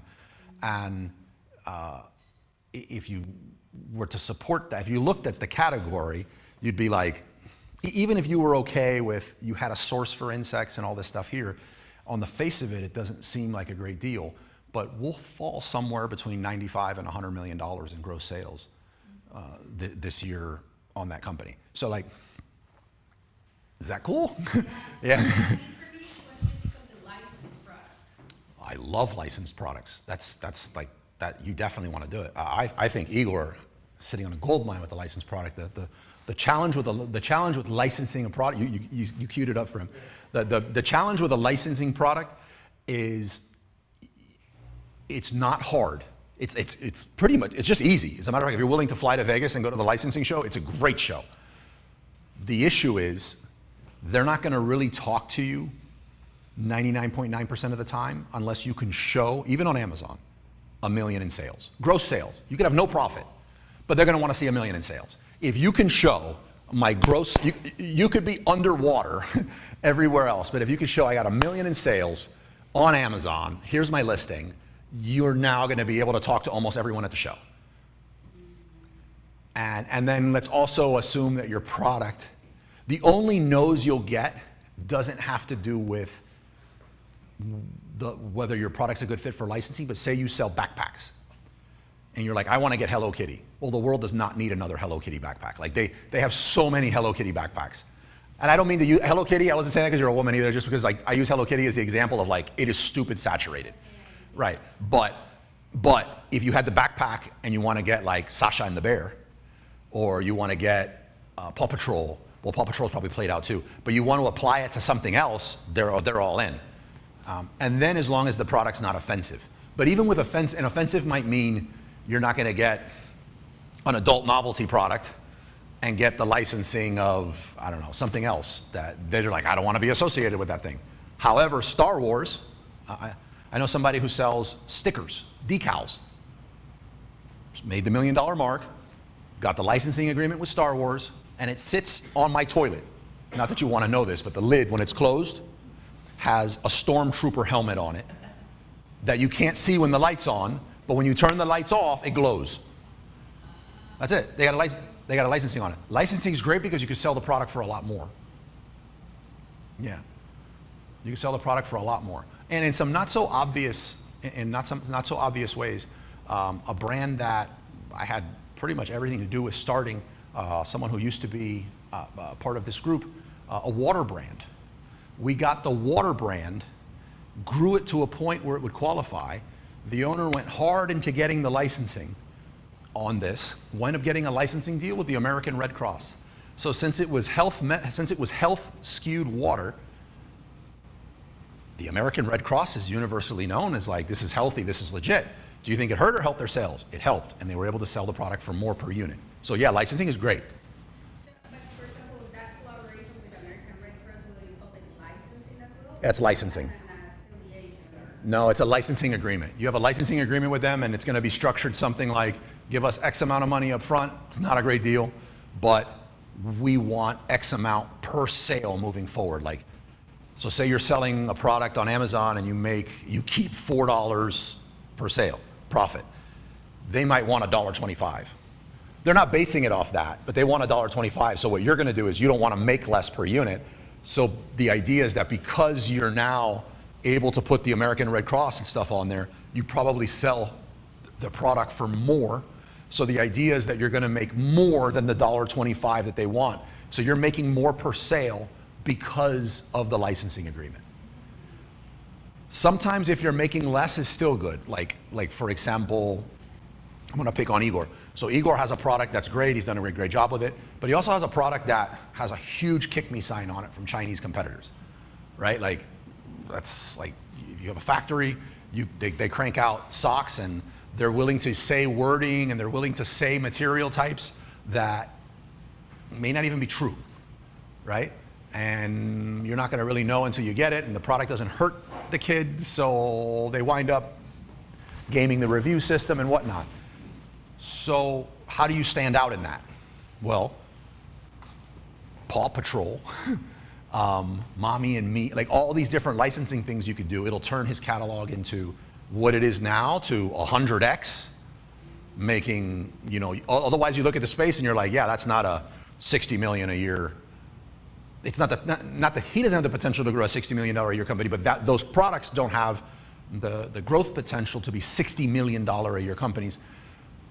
But with that, it could go way beyond 60 million, not to mention open up a lot of other doors. So licensing, even if he's willing to make a little less per sale, he's going to do on volume is just unreal. And when they get a little older, it also opens the door to why stop at that age demographic? Like, people continue to wear socks, and kids still continue to wear socks, and there's still needs around socks. I mean, my kids had those non-slip socks up until recently, and they're 7 and 6. So, okay. Are you solving high friction? Like, does your product solve a specific frustration, or is it just a blank canvas, like mason jar, glass mason jar? Like, don't do that. Like, if I decided I really wanted to get into jars and mason jars, outside of having a massive niche that had to do with canning, and they were just willing to buy my stuff because I create content with them about canning, does it solve a high friction point? So we talked about one here. This goes hand in hand with identifying the ignored customer. In this case, the friction point might mean all the shots that I get in my food, I really can't get me in full frame because I'm so busy of where I'm at. But if this thing was positioned this way, this would be freaking great. Or every time I open this up, it communicated to my drone to hover up to X amount. You know what I mean? Like, whatever your thing is, that's the friction point that it obviously solves. Those are easy to communicate in a main image. Right? Okay. Wow, I took a lot more than I thought. Section 2 of this, like that first part was just like, we talked about like the stairway and evaluating products and whatnot. This next one I call TTH. TTH is a big one for me, but I used to do this for many years. I didn't call it this. And what happened is I create a lot of content. We have some pretty big YouTube channels, and I'm constantly like hiring consultants or mentors in any area that I want to grow in. And one of those was in the YouTube space. And I was talking to a mentor of mine in the YouTube space named Ali Abdul. And he shared something. He goes, the TTH, and it's called title, thumbnail, hook. And this applies to Amazon, but it's title, thumbnail, hook. And what it is there's a lot that goes into scripting and content creation and everything before you turn on the video on and all this other stuff that, like, who cares if I could say and show you guys a whole bunch of great stuff if you never click on the video? It doesn't matter. Like, it doesn't matter what transitions I use, what effects it doesn't matter if you don't click and watch it. And what goes into clicking and watching it? Like, think about it. Like, what do you see at that point? The only thing you're seeing at that point is the title and the thumbnail. That's it. That's the only thing that could possibly stop you in a scroll, is to see that as the title and the thumbnail. Once you've clicked on it, you now need to be hooked. That's why if you've ever looked at like video analytics, even a good video, it has this like free fall, like right in the beginning. If you thought it would be cool as soon as they clicked on the video to do some like corporate B-roll in the front, you probably lost 70% of your viewers, like instantly. And then it just does this and does its thing. But if you start with like a great hook, which I'm not saying that's easy, but if you start with a great hook, you're still gonna get a little drop, but it doesn't have to be like this falling off a cliff thing. And you can kind of keep them, and you gotta keep rehooking them throughout the way. So I learned this in video, but when I was hearing it, I was like, damn, man, this really applies to selling online and really applies to Amazon. So the TTH, title, thumbnail, hook, just swap thumbnail. When you hear me say thumbnail, just think main image, right? So title, thumbnail, or main image, and the hook. Your title is your title on Amazon, and your thumbnail is your main image. That is what gets someone to click, right? Because to get them to click on Amazon in search, you first had to stop the scroll. That's everything, because this is what they're doing on their phone, like this. I mean, flying on their phone. You need something there needs to stop them, and it needs to get them to click. That's it. The best products on Amazon are not the #1 bestsellers, right? They're just the people that have positioned it better in marketing. Now, with time, they need to be at least average, otherwise they're gonna get exposed and they fall off. But there's a lot of these superior quality products, they're just not the #1 bestsellers because they don't really know how to play the game. So when it comes to title, thumbnail, and the hook can be a lot of things on a listing, but what I think the main, and just like a video where you need to rehook people throughout, the main hook needs to be, so you got the title and the main image. It stopped the scroll and it got the click. Now that they're here, in the very beginning of that title, and I know this is super controversial when we get into like keywords and ads and stuff like that, but algorithms don't have wallets. Just remember that. Algorithms don't have wallets, people do, right? In the very beginning, you need to let the content creator, grill master know this product is for him. That's where you hook them. The person who's been neglected in the space that we talked about right here, you know, the high friction point, the ignored buyer, that needs to be in the, I mean, you want that preferably in those first 5 to 6 words, right there in the beginning. Like that person knows now based off that image that got them to click and that hook or rehook in that title that this product is for them. Okay. Would you define that like as a purchase intent? The click? Yeah. Yeah. No, I mean the hook. I think in this case, man, I could probably talk for weeks about hooks, and then I talk to somebody else and realize how little I know about actual hooks. But like, say that one more time, because that's a really good question. I don't want to go on a tangent. No, I mean if you think that hook is something related to the purchase intent of the buyer. I think it probably does, but I think it also initially is a very powerful validation that they're in the right spot. Like, it used to be popular on YouTube just to get someone to stay on a video for a long time. So to get someone to click on the video, just to click. So what they would do is they'd show scantily clad, or they would leverage the thing that we're just wired to think about, something sex-related or something like that. And then I think mostly guys, and they're like, oh, this is what the video's about, and they click on it.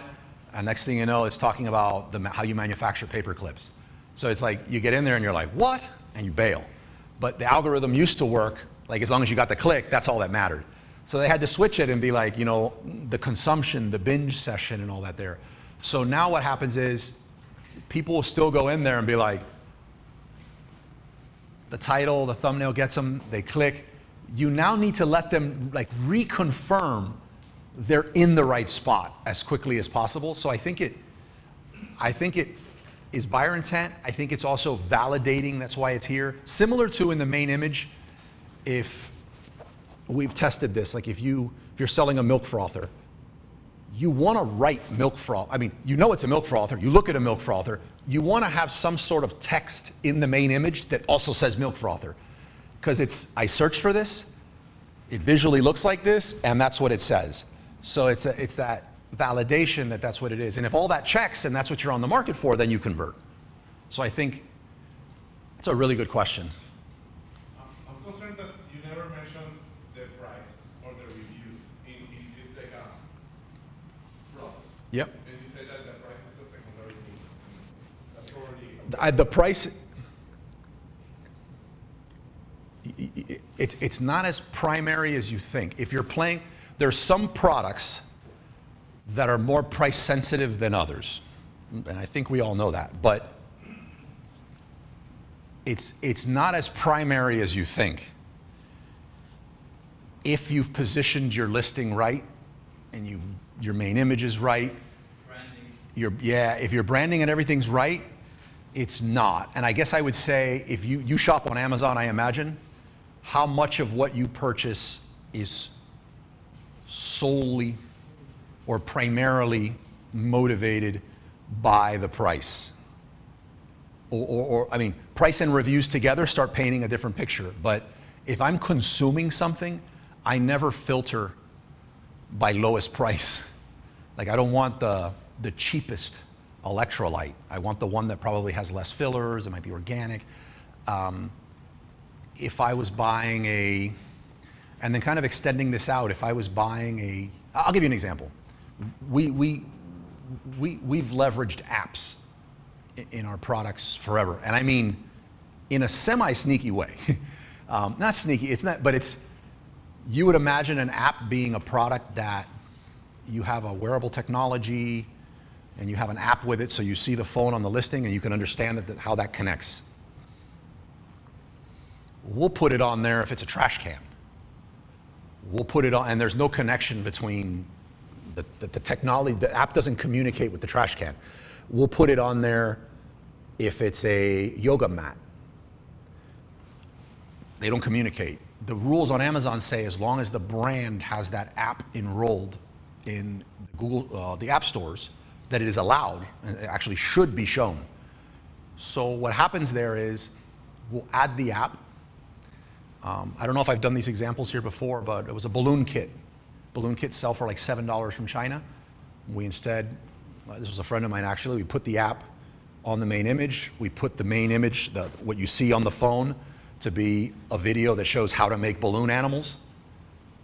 And now what is implied here when you look at this is, oh, not only do I get the balloon kit, but I also get this thing that shows me how to use the thing that I'm getting. We now sell the product for $20 to $25 instead of $7. That's the only thing that's changed, and it's a YouTube video that we didn't even create. It was out there on the web and we just linked to it. So in that sense, everyone's selling the product for $7. This one's sold for $20 to $25 and it's a balloon. What is getting us to be the top three, one of the top three sellers in that category? If we're selling for $25, it's the same balloons. Well, ours stops the scroll, it gets their attention, and it solves something, it speaks to the person. We're not assuming that everyone buys these animal balloons knows how to make animal balloons. We're talking to the ignored customer. We're talking to the ignored customer and a friction point right there in the beginning. So in that sense, I would say for a product that is a pure China factory play, which is balloons, we're able to turn that extreme thing into this and not compete on price and reviews. So I think most people are in a position to where their top concern is price and reviews, because they don't know, if you didn't do any of this other stuff, you didn't end up with a differentiated niche product with a Venn diagram. You ended up with bowls. You ended up with a white ceramic bowl, not a French onion soup bowl with a non-burn hand. You know what I mean? Like, if you ended up with just a white bowl, then yeah, you're playing the review and price game big time, because why is your bowl selling for 20 bucks and this other person's selling for 6 and your images look like the same quality? Does that help? Yeah. Yep. We got any questions here? Let's see.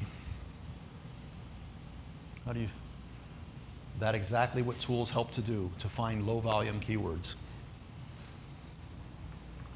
Let's see. Oh, this is one you could do right now. I've called it a silhouette check. And that is, this is a silhouette one, and since we're a little behind on time, I'll also roll this up with another one. There's a silhouette check, and there's the postage stamp, is what we do. Postage stamp. And the silhouette check is, AI helps big time with this, by the way. Grab your product, your main image, and grab your top competitors' main images, stick it in AI, and say, turn these into silhouettes. Just grab the outline of your product, make it black. And now, shuffle them around. Which one gets your attention? Do they all look the same? And if they all look the same, what's going to happen is your products probably look almost identical to everyone else's. And when someone's scrolling fast, the silhouette check kind of exposes it, because that's pretty much what they're seeing, is just quick outlines. But being able to see it in a black silhouette really helps. Position your product different. You'll notice when you put the silhouette, you're like, wow, all of the shots of these products are front on. Let's do top down. And the angles really, really matter on how, well, I mean, I imagine you know that, but like how you're viewing the product has a big influence on the product. You can sell your product for more, just the way it's being viewed. It's hard to just look at all the colors and all the distractions of all your products, your product and your competitor's product, and be able to make that determination. So you do a silhouette check, and that is we just grab them and we turn them black. And look at them and you're like, damn, I'm not that different, actually. Like it looks similar to everybody else's. The postage stamp one is grab your main image. Do this when you get to the main image and you're like, this is the main image. We're going all in on this one. Reduce it to the size of a postage stamp and then squint at it. And do you know what it is? Do it to your competitors. At the end of the day, that's what's going on the phone. So it's a great test. AI is a huge help in doing this. Otherwise, dealing with all these resizing things, and it gets really complicated, but you can just explain to AI in plain language what you're trying to do, and it'll do it for you right then. Nano Banana's been great. I'm sure the other ones do it, but Nano Banana's been great. Contrast. Can you color contrast the product? Anybody here familiar with the case study Angry Orange? Right. So Angry Orange is a carpet deodorizer. It removes odors, so deodorizer. And it was a brand that was selling for, I think, about $1.5 million gross per year, something like that. And they exited. They sold their company to another company, which has since gone out of business, named Thrasio. And with Thrasio, and the company's name was Angry Orange.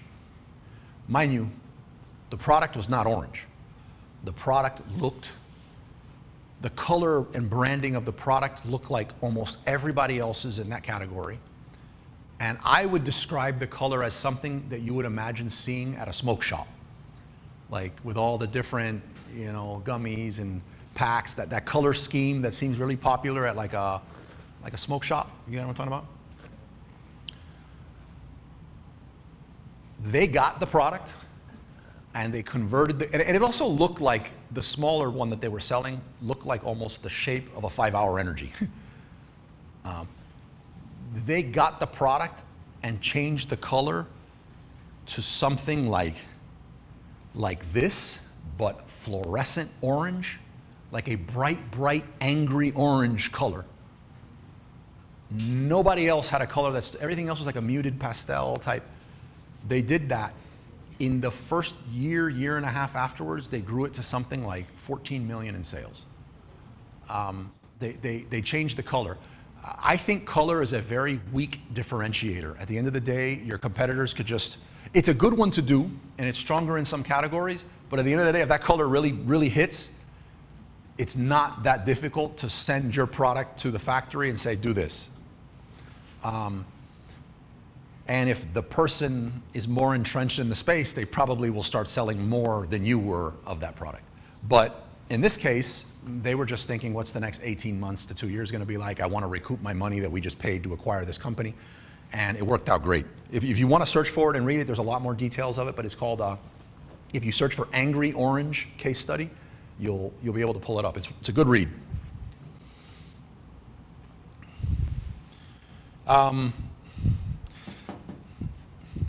This one's not really I don't know why I have this one here. This one's more of a best practice, not for validating a product, but once you already have the product, and it's the 85% rule, let's try to take up 85% of the space in the that main image space that you have so it doesn't look like it has too much white space. I do think you should be testing your product on PickFu using the 85% rule before you buy it.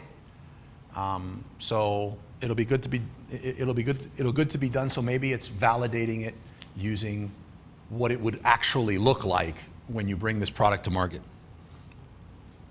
The hook test, we talked about that already. Do your first 3 to 5 images or 5 to 6. Your first 3 to 5 images, 3 to 5 bullets, and first 5 to 6 words of your title communicate like instantly what's that pain point that the ignored buyer has. That's where you're hooking. The next section, I'll try to do this in 5 minutes.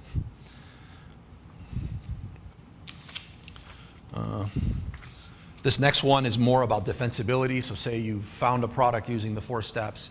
You've used the other techniques we've just said. The idea now is how can we make this as defensible as possible and build a moat around it so we can have as few competitors as possible for the longest, or like really milk this. I wrote this out kind of like I was telling you guys that the algorithm doesn't have a wallet, people do.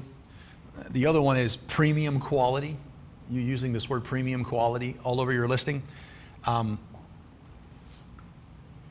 It's, when you say premium, a lot of people put premium quality so that they can get sales. Premium quality is a retention strategy, not an acquisition strategy, right? So if you have a premium quality product, people stay with you and keep buying your product. You saying you have a premium quality product, that's not how you acquire customers. Like, it's kind of like there's a default standard. Like if you're selling this thing and it has any reviews whatsoever, it needs to be at a certain quality. But until they've experienced and determined that it's premium quality themselves, remember before you people take up way too much space on their listing and their thumbnails, everyone writing premium quality to increase sales. It's not. It's a retention strategy, not an acquisition strategy. This is recapping some of the stuff. Like at this stage where you're at is you're wanting to validate the other 2 sections you have for you to be like, is this something that I'm going to launch? Visually different, technical. I would figure out like, I think I like to intentionally look for things in my category or things that I can do with a product that would require a certificate. Whereas some people run from it, I want to be able to say that it has X certification, because that is addressing an ignored customer. That is addressing maybe a company that can only buy a type of product that meets this specific certification. So is there areas within the products you're looking for that you could do something to it that would require a certification? And what's going to happen is your competitors are not going to do it. What your competitors are actually going to do is they're just going to start adding those keywords to their listing, and then they're going to get shut down for claiming that they have a certification that they actually don't. True story, a competitor of mine in the humidor space, in one of like my first cigar brands that I started, it's called Dos Caballos Cigars, worst name in the world. It was just me and this guy, we were dating these sisters, and we were smoking cigars while they'd hang out all night, and we were like, let's launch a brand, and we're like, Dos Caballos Cigars. Like not a single one of our customers could pronounce that name. It was the worst SEO decision in the world. We were getting customer service calls from like Arkansas being like, Dos Caballos. Like nobody could say what the freaking thing was. But we were selling these humidors left and right and cigar accessories. And one of our competitors who was doing really good, probably the top person in the space, they had their humidors, and all of their humidors had Sure Seal technology. And I was like, well, we started getting questions from people. Does your humidor have Sure Seal technology? I looked up Sure Seal technology and it didn't exist. So we just put that we had Sure Seal technology on all of our humidors, and we got sued. So this person took out a trademark and some IP around the phrase Sure Seal technology. And we had to remove it. We were down for a long time.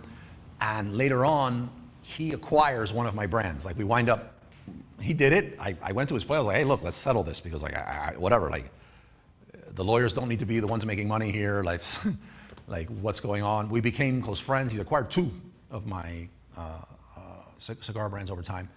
And I said one day, I said, bro, what is Sure Seal technology? Like, what is this? And he starts laughing, and he's like, and mind you, we wound up just killing it. Like, he didn't like gouge me on price or anything. What it is, he goes, no, the little Chinaman at the end of the factory, he lifts the lid and he drops it, and if it goes poof, he goes, that's Sure Seal technology. I was like, nah. And that's what it was. It was, he just took out a trademark on a name. So you can do that. You can be like, your socks have, slip-proof technology. If you just go get the trademark on slip-proof. If other people start trying to use slip-proof, you can. So that would be like a technological differentiator.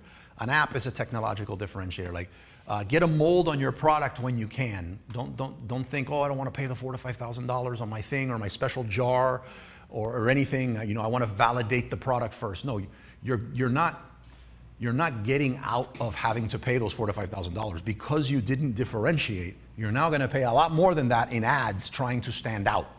So you don't get a pass in doing it. So like, try to pull a mold and differentiate. Try to do all the different things we talked about here when it comes to your packaging and the TTH method. It's actually going to be cheaper and less risky to do this. All right, that was just a recap of the other ones. And then the final one, the content and community test. This one is, well, I'll gloss over this one fast unless you guys have more questions on it. To me, it's the most important one.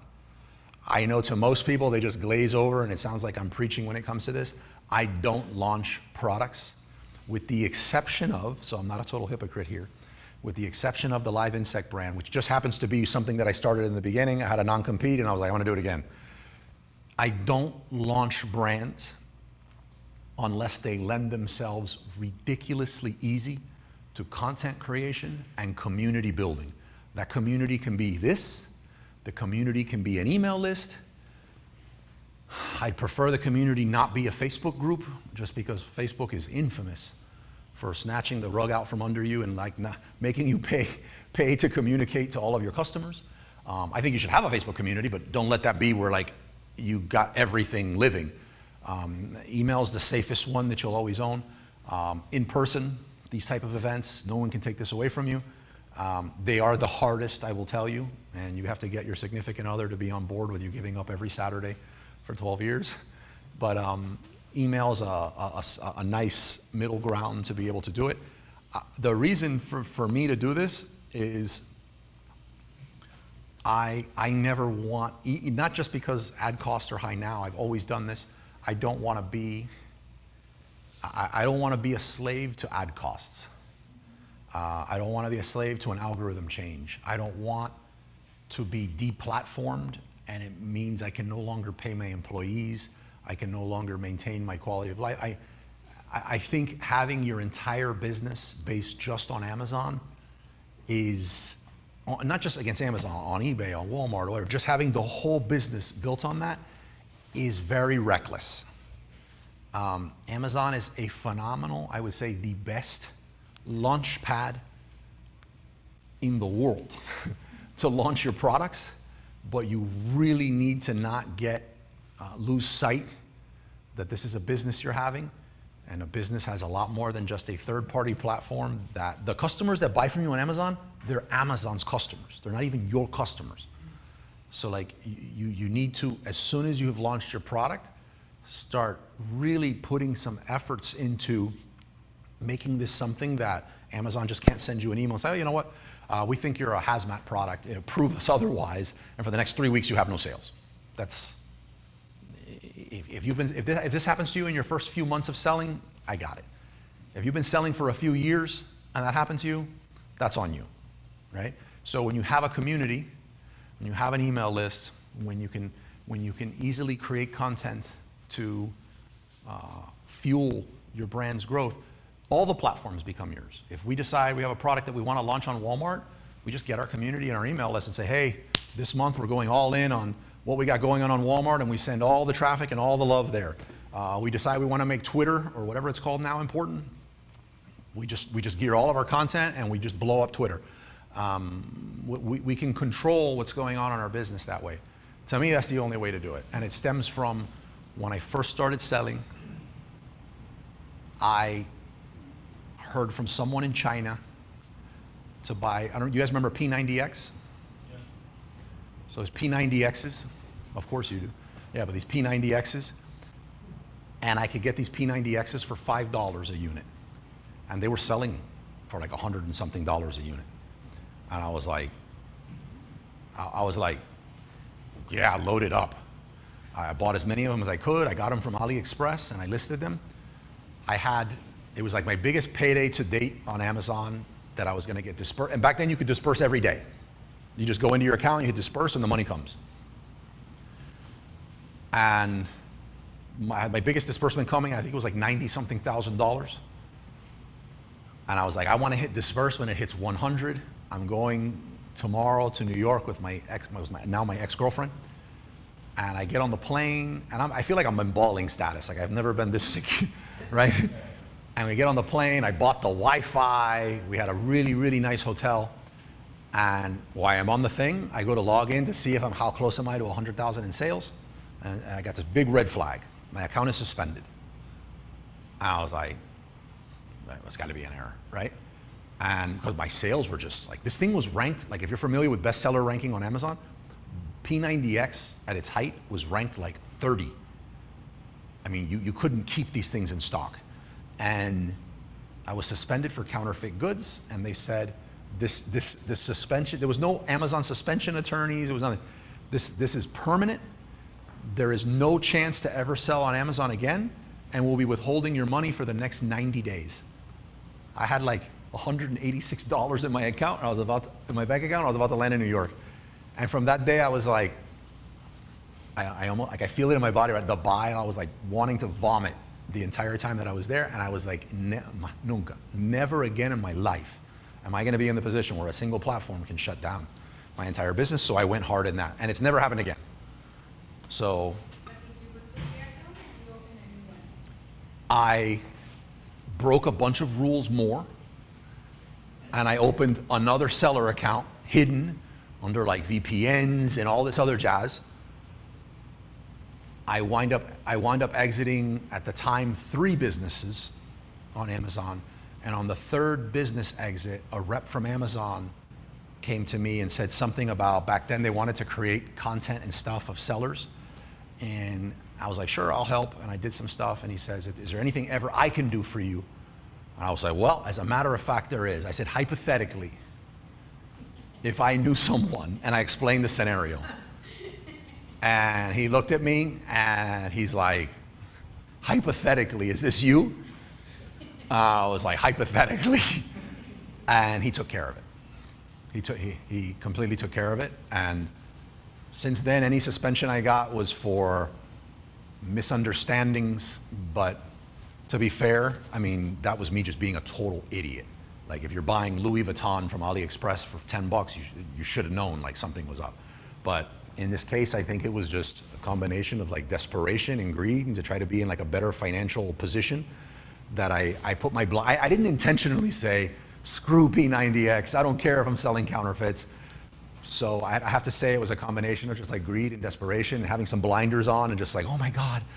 I wouldn't even share it with anybody. Like, I didn't want anyone to know I had this gold mine of money until I could get stable. But it is what it is. So I don't do that anymore. I highly recommend you attempt to build your own lists or your own community on anything else you want to do. And the good news about that, anybody that's still a ways out from starting their own brand, you can build these lists. As long as you know the general idea of what the niche you want to be in, you can start creating content and building that community years in advance. And when that thing gets good and active, launch your brand. Launch it against that community. So that's what I got. Thank you so much. Let